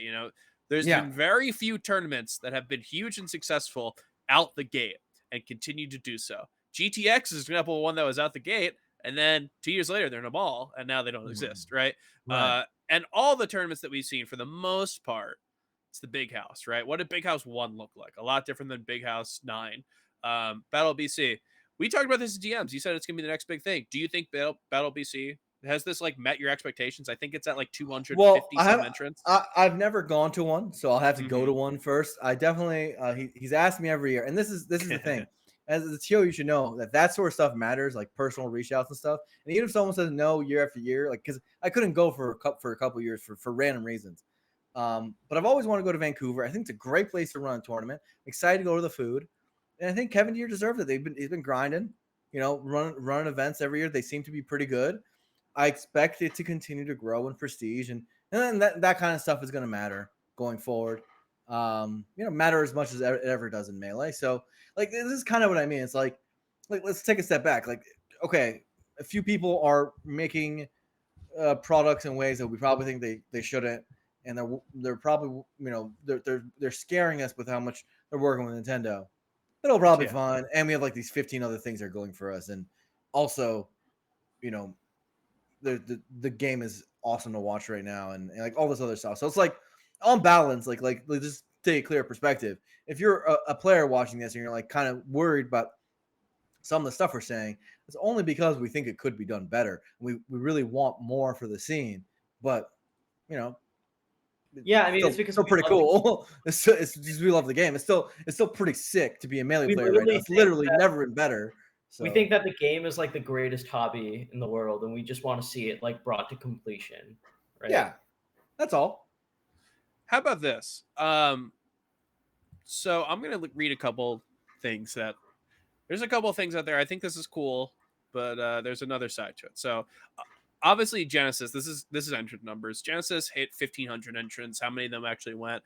Who knows, right? That's an outlier. We're at this cool place where after last year, after worrying about events, after 2 years of worrying about events, we've seen Minnesota Melee Monthly hit over 100 entrants, the first one. Bop Me in Indiana hit over 100 entrants. The Town Throwdown 100 entrants, right? We're getting all this stuff. Hold That L is up to almost 200 entrants. This is from earlier this morning. They might have hit 200. Function hit over 200, right? We're having all these Function hit over 200? I didn't know that. Function was 201. Maybe there's a DQ. So, maybe it was under 200. We count DQs. It's fine. But so those are great, right? That's all like very that makes me feel good. Tell me why. I'm going to list some numbers that don't make me feel as good, and tell me why it doesn't matter. Pound at 283. Double Down at 265, Gobble at 350. Ooh. It's like what were we hitting before with these events, right? We were hitting events that were 700, 800, and those were like our 5th biggest event, right? These numbers should I be worried about these? Because these numbers are right now something that Melee, it's not like consistent with what Melee was in the past, and it's definitely not consistent with what Ultimate's putting up. So should I be worried at all? Yeah, I think so. I think much more worrying than that is local numbers. So you're bringing up some regionals. But like I remember when I was at Smash Camp, I talked to like some Arizona people, and I was like, "Oh, you got these locals, blah blah blah. How many people do you get?" They were like, "Oh, like 6 or 8." I was like, "What? Excuse me, what?" And there's not like I also talked to someone from Atlanta, which had like similar-ish numbers, Mhm. like in terms of single digits. Now, some of that might be because like locals make a lot less sense now in the Slippy era. True. But like we have a few regions, like New York, notably, who are actually Yeah, at a local maximum. And I think that SoCal is starting to pick. Jerry's doing some good things. He's doing Wave Dash now. He's doing Save Mr. Lombardi, just in Arcadian. We're seeing like in SoCal, there's still, of course, the Vertigos and Lawlesses. Like SoCal's like not so bad, not the best it's ever been, but not so bad. And there's the Town series, which we'll see how consistent it becomes, but like has a good chance for hope up there, and NorCal. But there's a lot of regions if you just look at a holistic standpoint where those are red alert numbers in terms of locals. So for sure, and I think that ends up translating to some of their major numbers. I'm not sure, but like I'm curious that the majors you listed, what the locals in those areas are currently getting, because that's usually indicative of what's going to happen at the major, right? Because Mhm. usually when you run a major, for people who don't know, around 70 to 75% of your attendance is local. It's like it's we like to talk about all the people flying in, like all the top players, but for the most part, the numbers are the local scene. And so the health of your local scene is really important. And that's what makes me curious is that like are those processes happening? And I think speaking on the greater point that we've been having on this pod is like the SWT, I guess, has an opt-in system, which would matter if the points mattered, which is a good idea if the points mattered.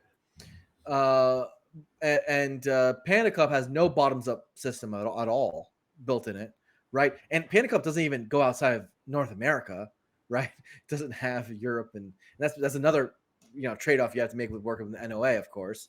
So nice, awesome, great that we have Nintendo, right?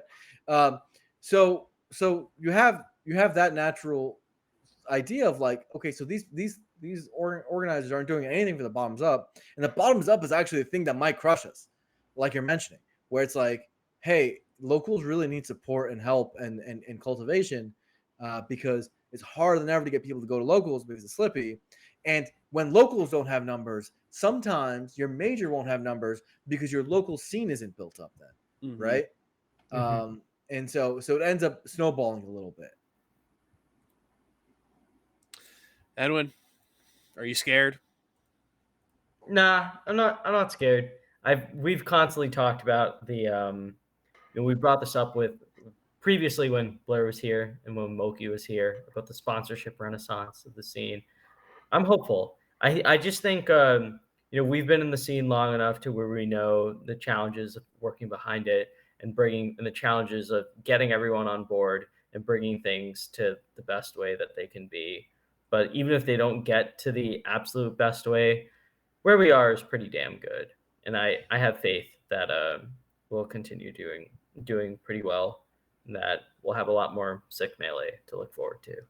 It's always a super simple question. It's like, do you in your gut believe that Melee as a competitive esport will exist at a similar, not too diminished capacity in 3 to 5 years? Let's say 5. My answer is like an obvious yes. Yeah. I think it will. And if Edwin, if you believe that too, say yes. Yeah, I think 2018 was like when it finally hit me that I was like, this is not like it's gonna stay. It won't always be the same, but it'll be Sure. there, right? But Sure. Like things will change, and like that they'll fulfill like the same roles and stuff. So if the answer to that question is a very obvious yes, then we're not never doing that bad. Now, you know, will we go up and down 20 to 30, maybe even 40, maybe even 50% in size? It's always possible. for sure. But it's also possible it'll be on the upside instead of the downside. And a lot of it depends on dynamics. But a lot of the things I listed earlier, are really encouraging signs and maybe Mhm. signs that will actually be in the up instead of the down. So like I'm not that worried. I do think I would like to see more bottoms up work, local TOs working together, and certainly those major numbers aren't great, but hey, honestly, a lot of times viewership numbers matter more because if Ultimate's paying the bills with the ticket sales, it doesn't really matter that much. So, Well, that's the thing, right? I mean, so we've talked about Ultimate this entire time, basically. Like every time we mentioned Smash, we mentioned Ultimate, and a lot of what we're saying is Ultimate. Like, is there anything particularly that relates to Melee and not Ultimate when we talk about stuff like Panda Cup or Smash World Tour? Not really, because I think what we are right now, and I don't think we'll always be like this, right? Ultimate's huge right now. We are not as huge. It hasn't been like that in the past. Might not be like that in the future. But I think what we are is like we're like the nerdy best friend of a popular kid, and we're getting invited to all the parties because we know the popular kid, and that's fine. If that's all we need to do, we just don't need to embarrass ourselves. But the second you start like puking in the azaleas, then you might get uninvited, and that's do we have to worry about a point where I don't think Melee is gonna not exist, but maybe Double Down decides, maybe Pound decides, hey, we are a maybe not Pound, they've got such a history, but maybe Double Down runs next year and it's an alt major and it's doesn't have Melee, right? Like right, and the only way that happens is actually is mostly contingent on viewership because there's really no cost and no reason to take Melee off on an attendance level. Like even if these events were getting like 30 people for Melee straight up, but they were all top players, as right? long as we got the views. If we got the views, we're gonna still get the main stage time, and we're still gonna honestly, a lot of the viewers at home wouldn't even notice the difference, right? Sure. Like in terms of what they experience in terms of the Melee scene. So the attendance numbers are super important at majors, but because we have this cheat code, which is called the Ultimate Scene, which God bless their souls, thank you for coming out to events still, and in a way, thank you for having really bad online, which forces people to go to events. So it's a buyer's market. It's a buyer's market, right?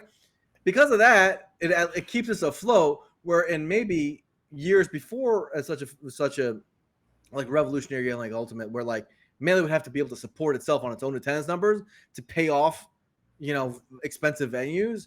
It'd be really troublesome. Like, let's pretend Ultimate didn't exist for a second. What venues would we be running our majors in right now? It certainly wouldn't be convention centers. I don't even think it'd be hotel ballrooms sometimes. Right, like 200-300 people, like you're talking about like bigger bars, and stuff like that, which was actually a good vibe in its own way. But the point is that like it would we can I'm sure we can increase that attendance number again. It's gonna take some work by the people who'll do it. It won't be me. We are also still in a pandemic, right? Like that too. For all the people who are listening to this and like screaming, I understand. Right, we aren't what we used to be, and we are older than the Ultimate community. Ultimate community, I've talked about this before. They had like a 600-person event in June 2021. That was I think I was like fully vaccinated by then because I like drove 3 hours out to the middle of Pennsylvania. It was so hard to get a vaccine like on time and be fully vaccinated by June 2021, and they were throwing 600-person tournaments. Right, they are built different. They were going to France in like July 2021, then flying right back to America, going to an event the next weekend. It's like I understand that is a different community. I understand that there are reasons that Melee does not have 700-person tournaments every other week. That have to do with bigger things in the world than Melee. But yeah, no, it's an interesting thing to look at. I'm not worried because I know that Melee will always survive. Also, the TOs were smart. I think there was a call for running Arcadians. I actually specifically messaged and talked to a bunch of TOs and said, why the hell aren't you running an Arcadian right now? And like the SoCal one just happened. A bunch of TOs just started running Arcadians because when you think about like, what do you need to do to basically put a shot in the arm in your scene to get people to go back to locals again? Like, run a freaking Arcadian. This is not rocket science. We know the math by now. And they started doing that. And so I think we might start seeing the effects of stuff like that. Hopefully people will get smart, because the thing is like, it used to be a really big problem, but now it's a bigger one. Because what happened with Slippy is that the skill stratification has gone crazy. And so there's so many good people. And I'm you got to worry for like someone new who's coming into a scene. And so, things like Arcadian are even more appealing to them, right? Where they're like, dude, I know through Slippy I'm not good enough yet to really do anything. I mean, Blur, just to kind of give an example of something that's the extreme version of that, I mean, like, there's a reason that literally the largest online weekly series over the last year was the only noobs one. In And terms of attendance, right? Well, yeah, is it? it's not even close. It's like a ton of people, though, right? Yeah. Mhm. And like it's a great idea, and those sort of things are really important. So, like, I hope that ranked will help this a bit, because it'll keep people playing the game a lot, and hoping to prove themselves. But we do need to have a bit of ranked in LAN, which again, these circuit things could decide to include in their models. But ways of inter-region and in-region, um, people, ways for people to keep their progress more than just one-off Arcadians, right? A single Arcadian actually does a lot to bring juice into your scene. But we had GAR PRs for NorCal for a while, and for a couple other regions for a while. That wasn't that bad for keeping that idea alive. But I think with greater skill stratification, you need to do more than just running a double limb and throwing some tables and CRTs in the room. It's just not enough. I mean, this is the buyer's market right here. That's the classic. This is what I talk about, Blur. It's my new it's like my version of Edwin saying KPI on every single Or show. ROI, yeah. You say both, man. You love them both. I just, who I No, it's am. Melee's a buyer's market, right? We talked about this. If you want to play an ultimate, if you are an ultimate player and you want to play good ultimate, how do you do that? You fucking travel because you can't do it online. But if you want to play good Melee, you can play pretty serviceably good Melee from your desktop or from your like laptop, possibly even. If you are like a top player and you want to get good Falco practice, you don't have to go fly to SoCal and hope that Mango enters, or like play Fiction at Wave Dash or whatever. You can just hit him up and play him online. So there has to be some other reason for people to attend stuff, right? This is what buyer's market is. This is what I keep talking about, is that literally putting Melee out there is not enough, because you can't just supply the game and say, get at it.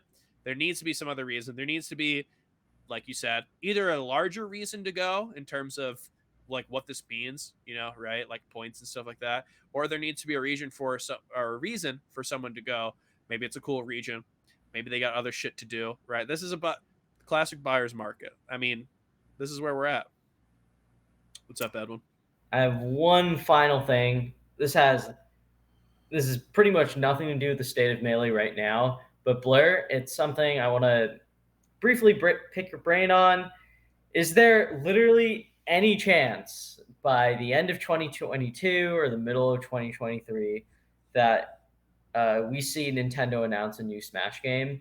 And if that happened, what would the impact of that be on Melee and sort of like our stream game? Because right now, as it stands, by this December, it'll be about like 4 years since Ultimate came out, I think. And I do kind of wonder if the Smash series, where the series will go, and how that'll impact us and how the Melee scene will operate around it.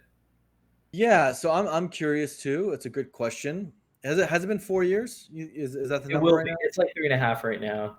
3.5. 2018, right? Mm-hmm. So it's usually, if I remember correctly, around 6 years between releases. That's been the cycle, at least so far. And what usually happens is the first year after the game releases is like the biggest year for that game, right? Period. And it stays pretty freaking big after that. Obviously, it tapers off after the first year, just as natural. And then when the new game gets announced, it drops off a cliff really badly, and sometimes in an ugly fashion.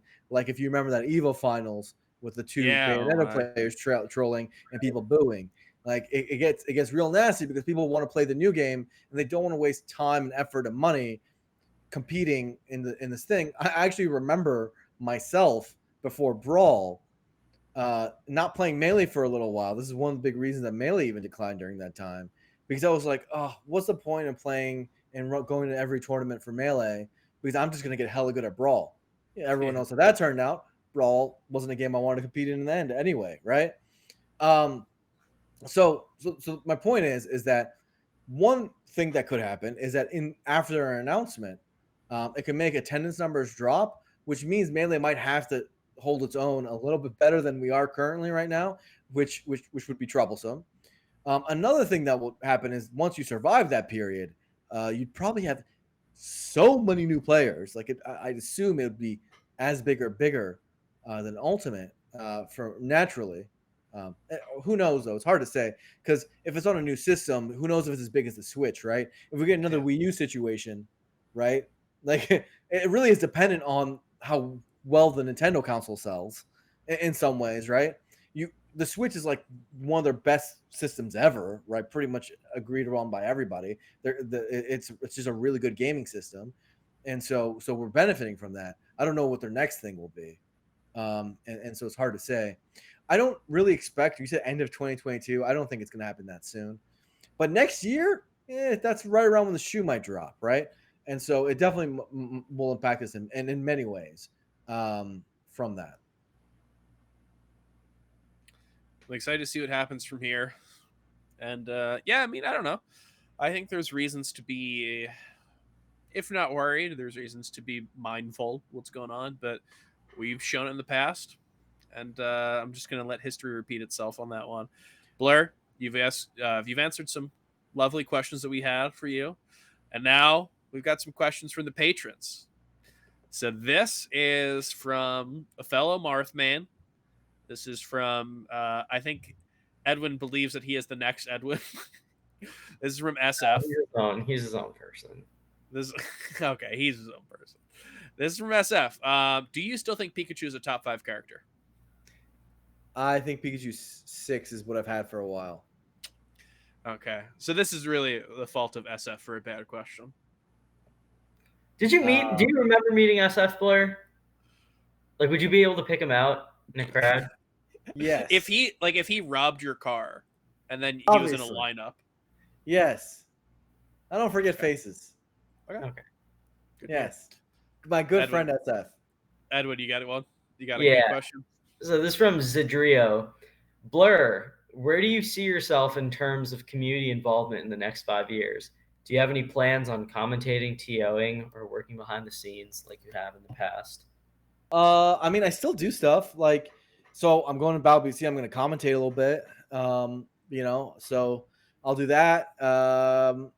I help consult TOs and advise them, like with TMT and so on. Like, kind of been really behind that one for a while. And I help players get signed and that sort of stuff. Basically, I'm always like up to no good, like in the conversations, whether I want to be or not. Usually because people just tell me shit. Like, if you guys are wondering if like I'm not even running tournaments right now, why do I usually stay in the know despite that? It's because people want my advice is the genuine reason. Usually is I get told stuff because they voluntarily tell me it. So I expect that to keep happening. But yeah, I don't really expect myself to like start TOing majors again until I see a reason to, I guess. I've loved TOing. It's fun, but it's kind of thing I think I did really well. And, unfortunately there's no career behind it. So like, I kind of would need a way to support myself while spending so much time doing it. I'm not as hot on like risking my financial future every year, like Sheridan and Robin do. And I certainly don't like the whole yearly major thing. Usually when I do stuff, it's because I'm like bored and I'm like, let's run a Mango's birthday bash because Mango's birthday is coming up and that's fun, right? Like, or like, oh, let's just run. I guess I did holiday bash where it's like I want to run a tournament without like the top 10 players present because I think it'd be funny, it'd be cool, right? Or like similar ideas of just a one-offs where I'm not committed to run like something every year. So probably similar to what I am now. And I like playing a lot. It's hard to put a lot of hours into Melee, like I could. So I'll probably just be playing a bunch and just around, but not like probably as much as when I had a full-time job dedicated to it. Lovely answer from our patron question superstars Adria. We've got another question here. This is from Yamham. Have you seen any good ruins lately? Oh my god, I might soon. So I'm gonna probably go to 2 trips soon. Yeah. Next month or so. I haven't booked them. So after Vancouver. Um I'm probably going to Mexico, that's like Cancun area. So that's not gonna be any ruins. There's gonna be a lot of like, a little blur party time. And like Tulum and stuff. And then I think also next month I'm probably gonna go to Israel for the first time, which I'm a little scared about, but also interested in because I've always wanted to see like Jerusalem and Mm-hmm. just in general, just to see with my own eyes what's going on in that country, and also just see like the history behind a lot of that. And I think that's where I'm going to see a ton of ruins. So I'm excited about the ruins, and that's it, and that scenario. So probably in the next month I'll have some stuff for you, but not super recently. Well, I'm excited to hear about these ruins whenever you see them. Definitely report back. The fans are always asking about the ruins, so we need to hear back.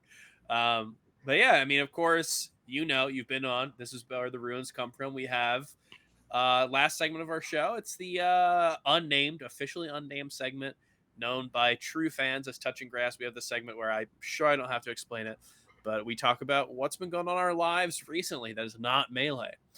So last time we had an episode, because we are trying to be a bi-weekly podcast. We're trying to be a bi-weekly podcast, but there's too many events, so it doesn't actually happen. But we had a whole week off, so I did a lot of things. I think one thing that I did a lot was I watched like all of Silicon Valley, the HBO show. I watched it because I watched it while I was out, and then I didn't have HBO for the last 2 seasons, and I just like didn't, I'm not a pirater. I didn't pirate it, and then I have it now, so I was like, I'll watch it all. It was very good, but that's not going to be my answer. I'm gonna have to go with something that I just did this past weekend. This past weekend, I went to, I kind of like. I just kind of I basically snuck into a trip that my sister was going on to resort with her family. That was very nice. Great time spending time with my nieces. I got 5 nieces. I saw 3 of them that trip. The next day was Memorial Day. I went to a party and I saw the other 2.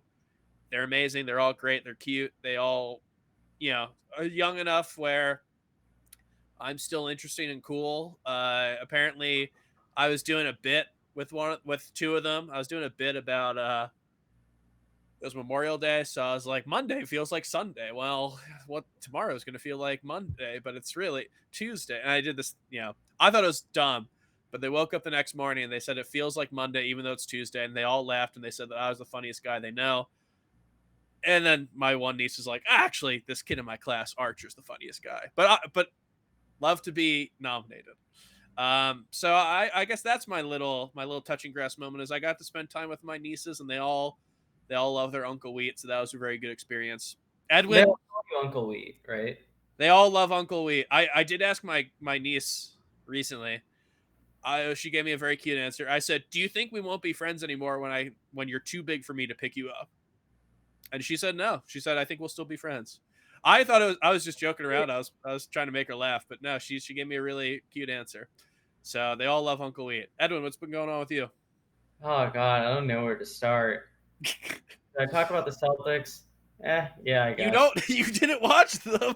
Yeah, I'm just like not just I'm not super into basketball like I used to be. I watched a reality TV show called F Boy Island, which I binged on HBO. Uh, I I was feeling pretty sad one day, so I literally just watched all of it in 2 days. It was pretty bad. I really hate when reality TV shows like add contestants midway through, or they like change something about the structure or rules that they don't make clear at first. It just like they think it's like the producers think that it adds like a twist or like something crazy, but if there's no structure, then it doesn't mean anything. It's quite bad. I wouldn't recommend the show to anyone. But the more interesting thing that I'm going to pick for my segment is that I've continued my Batman watching. So last time you heard me talk about this, I had seen the first 2 of the Nolan trilogy. I have now watched The Dark Knight Rises. I've watched Batman Forever, Batman and Robin, and the original Batman, or Batman 1989. So that's been pretty fun. I think I think I have a pretty good idea of like what each of the directors do well and what they don't do well now. I really like the new Batman quite a bit, even though I think it's bloated. I think it does a ton like really well in building Gotham and like creating this network. No, it's terrible. I don't know what the hell you're talking about. Come on, I thought it was so bad. Yeah, Blur. Question: when's the last Batman movie you saw that wasn't the most recent one? Wait, I'm not done. Oh my God, go on. So I've just been watching all these Batman movies. I love The Dark Knight Rises. I think The Dark Knight Rises is the logical conclusion of the other two Nolan trilogies in that it just fully leaps forward into never questioning its own logic and just like being the super exciting to watch, a lot of great like top high moments, but just like ridiculous stuff that just like nobody in the movie questions it, and like you're not allowed to question it because it's Batman. But like the soundtrack is killer. Hans Zimmer just like knocks it out of the park. Honestly, I think that might be my favorite Batman movie, The Dark Knight Rises. Of pure vibes, I loved it. I thought Bane was great. I'm not so. I actually thought I didn't like the Schumacher duo very much, and I was kind of movies are bad. Yeah, the Schumacher movies are bad. But even the first Tim Burton one, I think it does a lot well. But all the interesting scenes in the original Batman and Batman '89 are all with Joker. It feels like Tim Burton just wanted to make a movie about him, and you can kind of tell. Yeah. So it's interesting because within the last year, I watched the Tim Burton 1989 Batman for the first time. I did it because I was about to play Batman for the NES. Oh, and I want to culturally immerse myself appropriately, and so I was like, might as well watch it here. And what I thought that basically I'd actually seen all the best parts of the movie before I'd watched it. So I was curious. Like overall, I thought it was really bad. But then there were like a few lines, Dance of the Pale Moonlight, that whole stuff. Like the few choice quotes from Joker in particular, which were great, but I actually had seen them because they're so iconic before I watched it. It's kind of why I feel like I was never a Star Wars guy, because even though like I actually think the first three movies are pretty good and I think the rest is trash, the first three movies never even hit that hard for me or much at all, because I knew everything that was going to happen. I knew all the impactful scenes before it happened. It's just too cultural, right? In a similar way, I felt that with this. And I very much felt that Batman for the NES was a better product than the actual movie it was based on, like by a lot. So which is very common with Batman, because I think the Nolan trilogy is the only good Batman movies, personally. Interesting. Pretty clearly. At all. Huh? You didn't like the new one? No, I didn't think it was good at all. I'm surprised anyone would think that, and I question the taste of anyone who does. I Yeah. started this whole thing, by the way. I don't think I even used it as a touching grass. It was such a starter in my life. I did watch the Batman movies because I saw the Batman, and then Edwin also did it and made it 5 touching grasses in a row. Once you watch the Nolan trilogy again, I swear it's so different. I remember watching it. I had such a high opinion, and then I watched them like 10 years later. I just watched them I watched Dark Knight Rises 2 days ago. It's such a funny movie, and I think Edwin, you're somewhat insane for thinking it's the best, but also it's like there's so much charm to it. Like it does. It's so weird. The first 2 movies are like the entire selling point is like they each spend like 2 hours going like, this is like real. This is gritty. It's gritty. We're not them. Like all those other superhero movies are all no, we're real and gritty. And then the third movie, it's like, yeah, there's a guy who's like got a big mask on, and he came from a hole in the desert where like there was a big this is a big hole there, and if you get out, like only one person's like, it comes with all these like these things. I described it to Edwin. It was like a sci-fi movie because there was all these things that you had to believe. And usually in like sci-fi and fantasy, that's like world building. But this was also like trying to be somewhat realistic.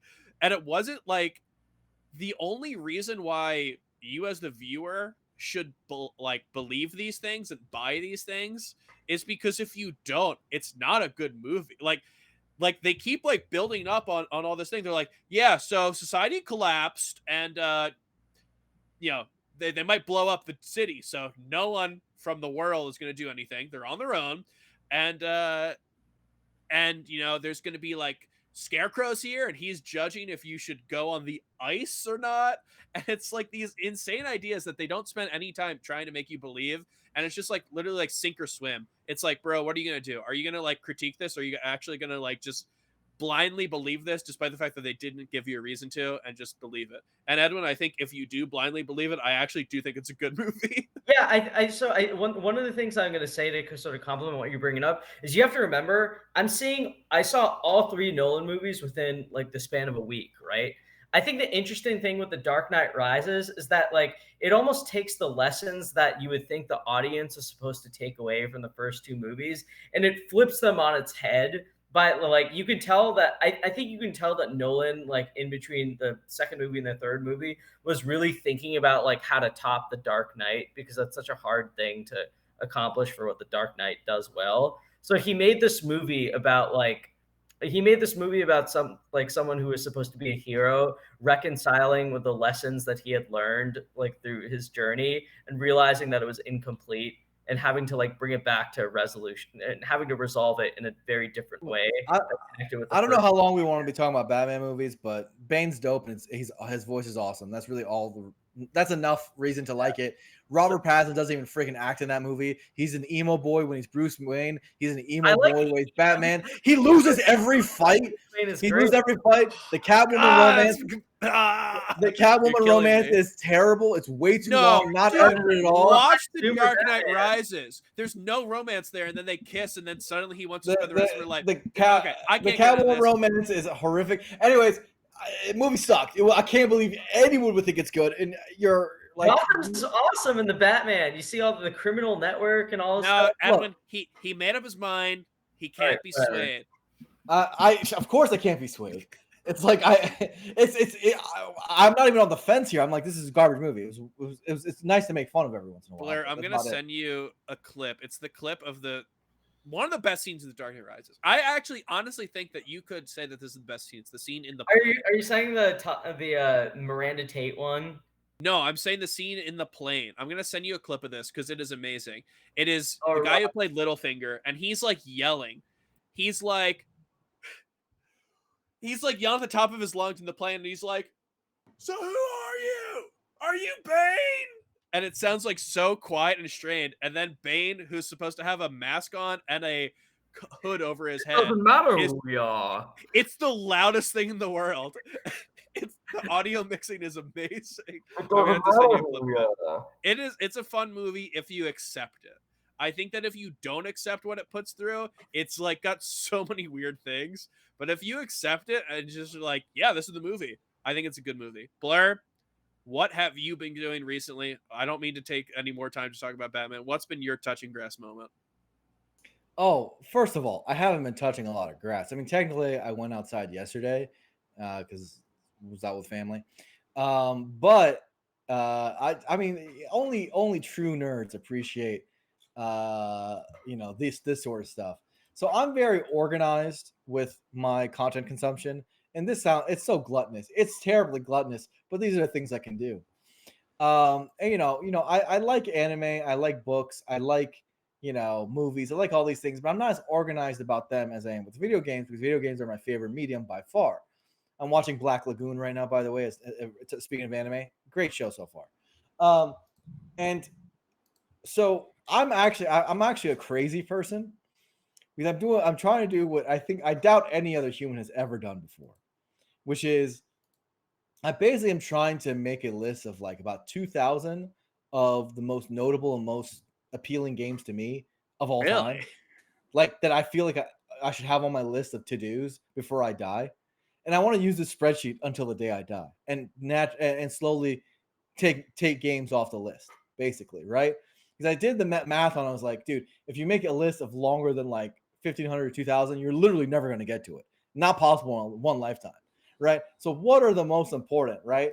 And I'm at this point, I'm like through about half of the consoles. I did like NES, Master System, Game Boy, Game Gear, etc. So I literally all of yesterday, and this is where you can only truly appreciate the madness of the Crimson Blur in these moments. if you really want a real like picture into my life, I was looking into the, what is the best version of Getsu Fumaden, which is like a freaking NES game, Japanese only. And similar, like, is it worthy of being on the list? Looking at random reviews and curations to figure out what makes the list and what doesn't. What's ultimately able to make it, and then I'm going to systematically organize, go through and beat all these fucking games because I for some reason I've got in my head that it's my life's journey to have the most comprehensive knowledge of video games that any human has ever had. You were put on this world for a reason. To beat video games. I'm a god gamer. That's what I was born to be.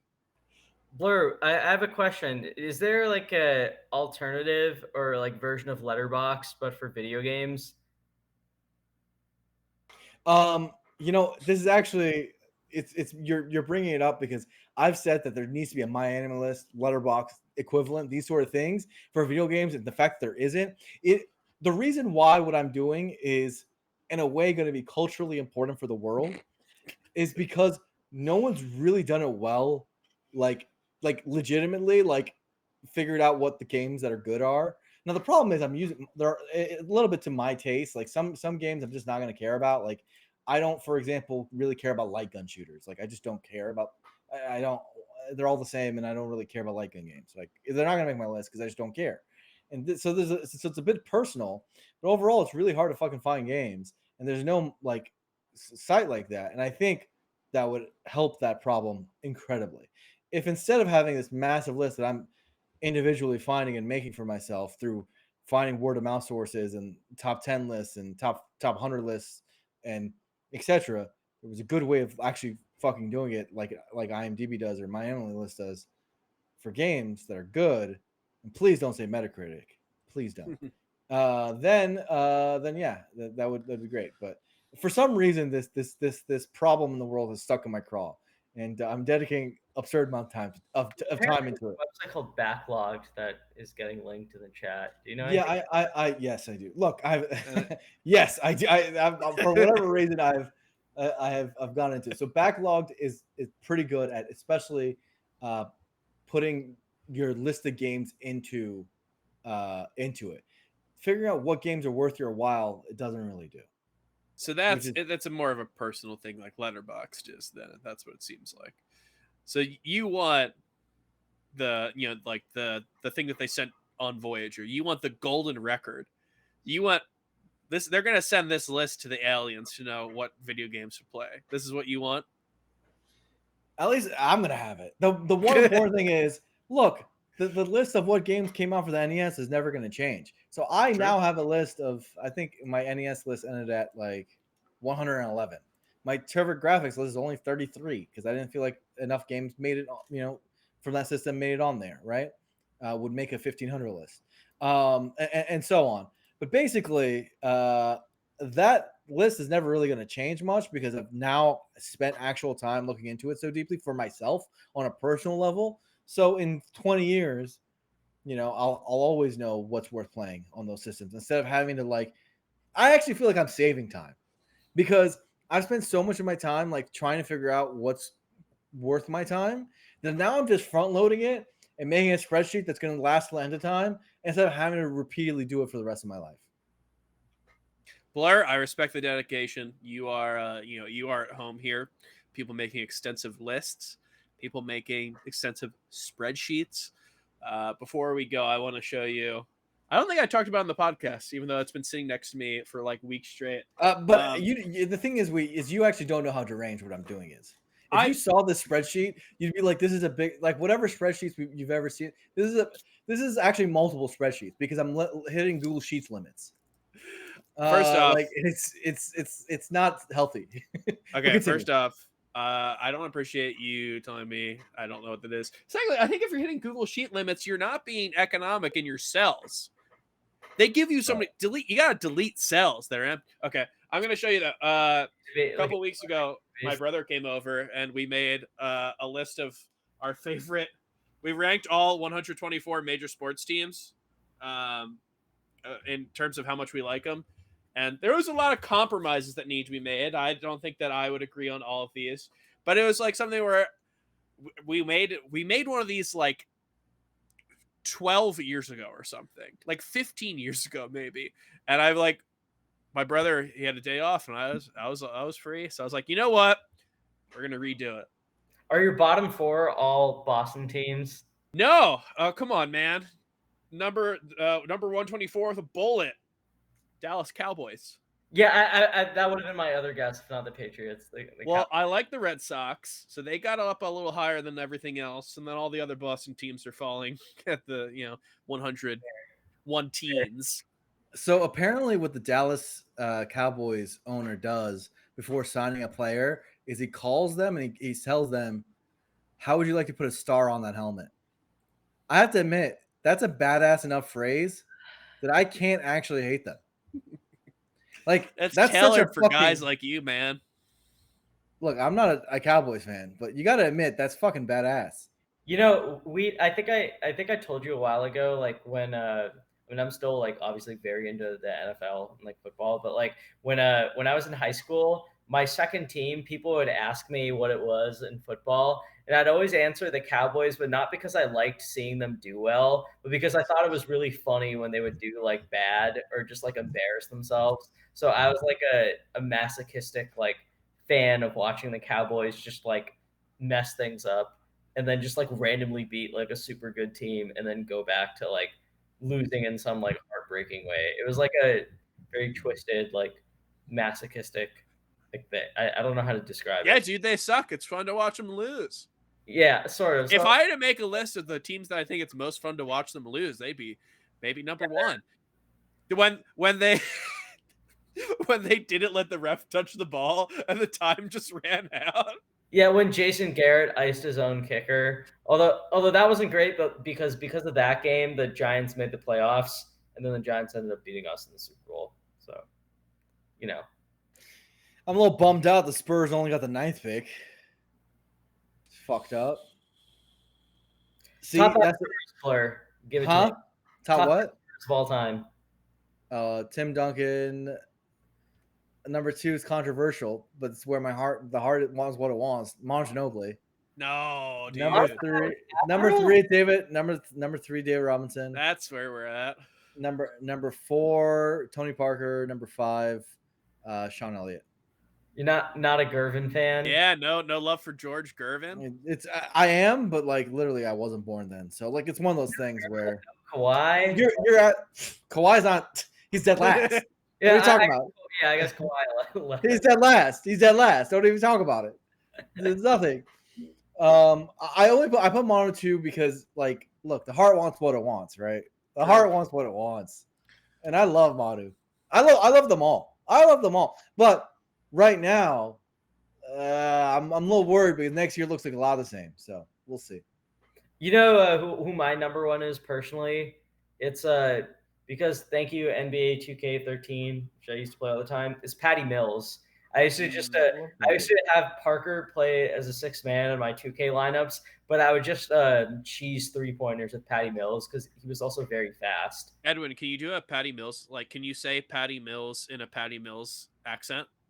No. Can you just do an Australian accent, man? No, Asha, this is my weak point. This is your one weak point. Well, finally, we did almost 50 episodes of the show. We finally found your weak point.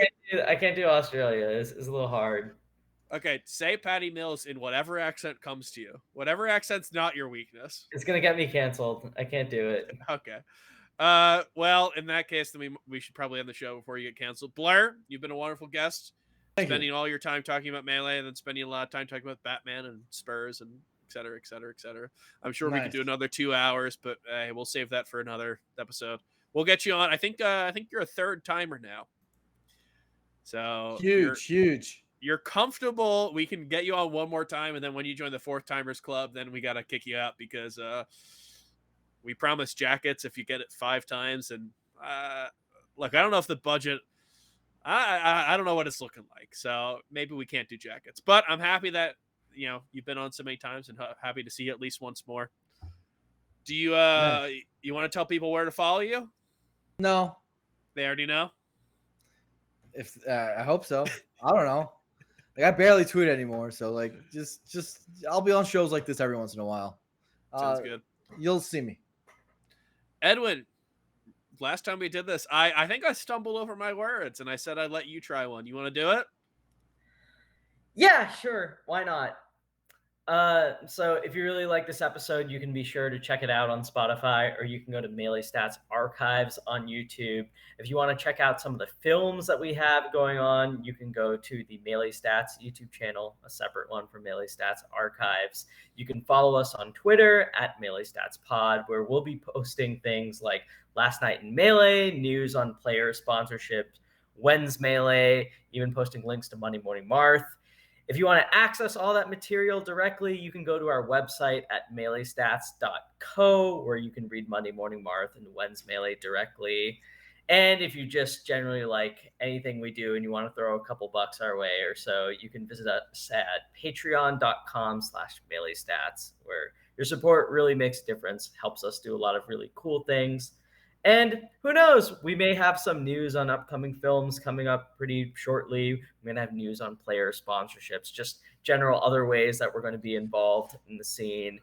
I know one thing that I've been working on in a Melee Stats capacity is on a trivia board in Millionaire for Battle of BC4. So I'm really excited for that happening in about 2 weeks. But yeah, that's where you can follow us. That's everything we're doing. And we really hope to see you guys next week. A little wordy, but you've got some promise. You've got some raw potential. You've got that dog in you. Thanks for hosting. All right, do you want to sign off too? Yeah. You want to see us out? Yeah. JD. Everyone has left the video by now. Let's just get out of here. Peace, guys. Peace. Peace.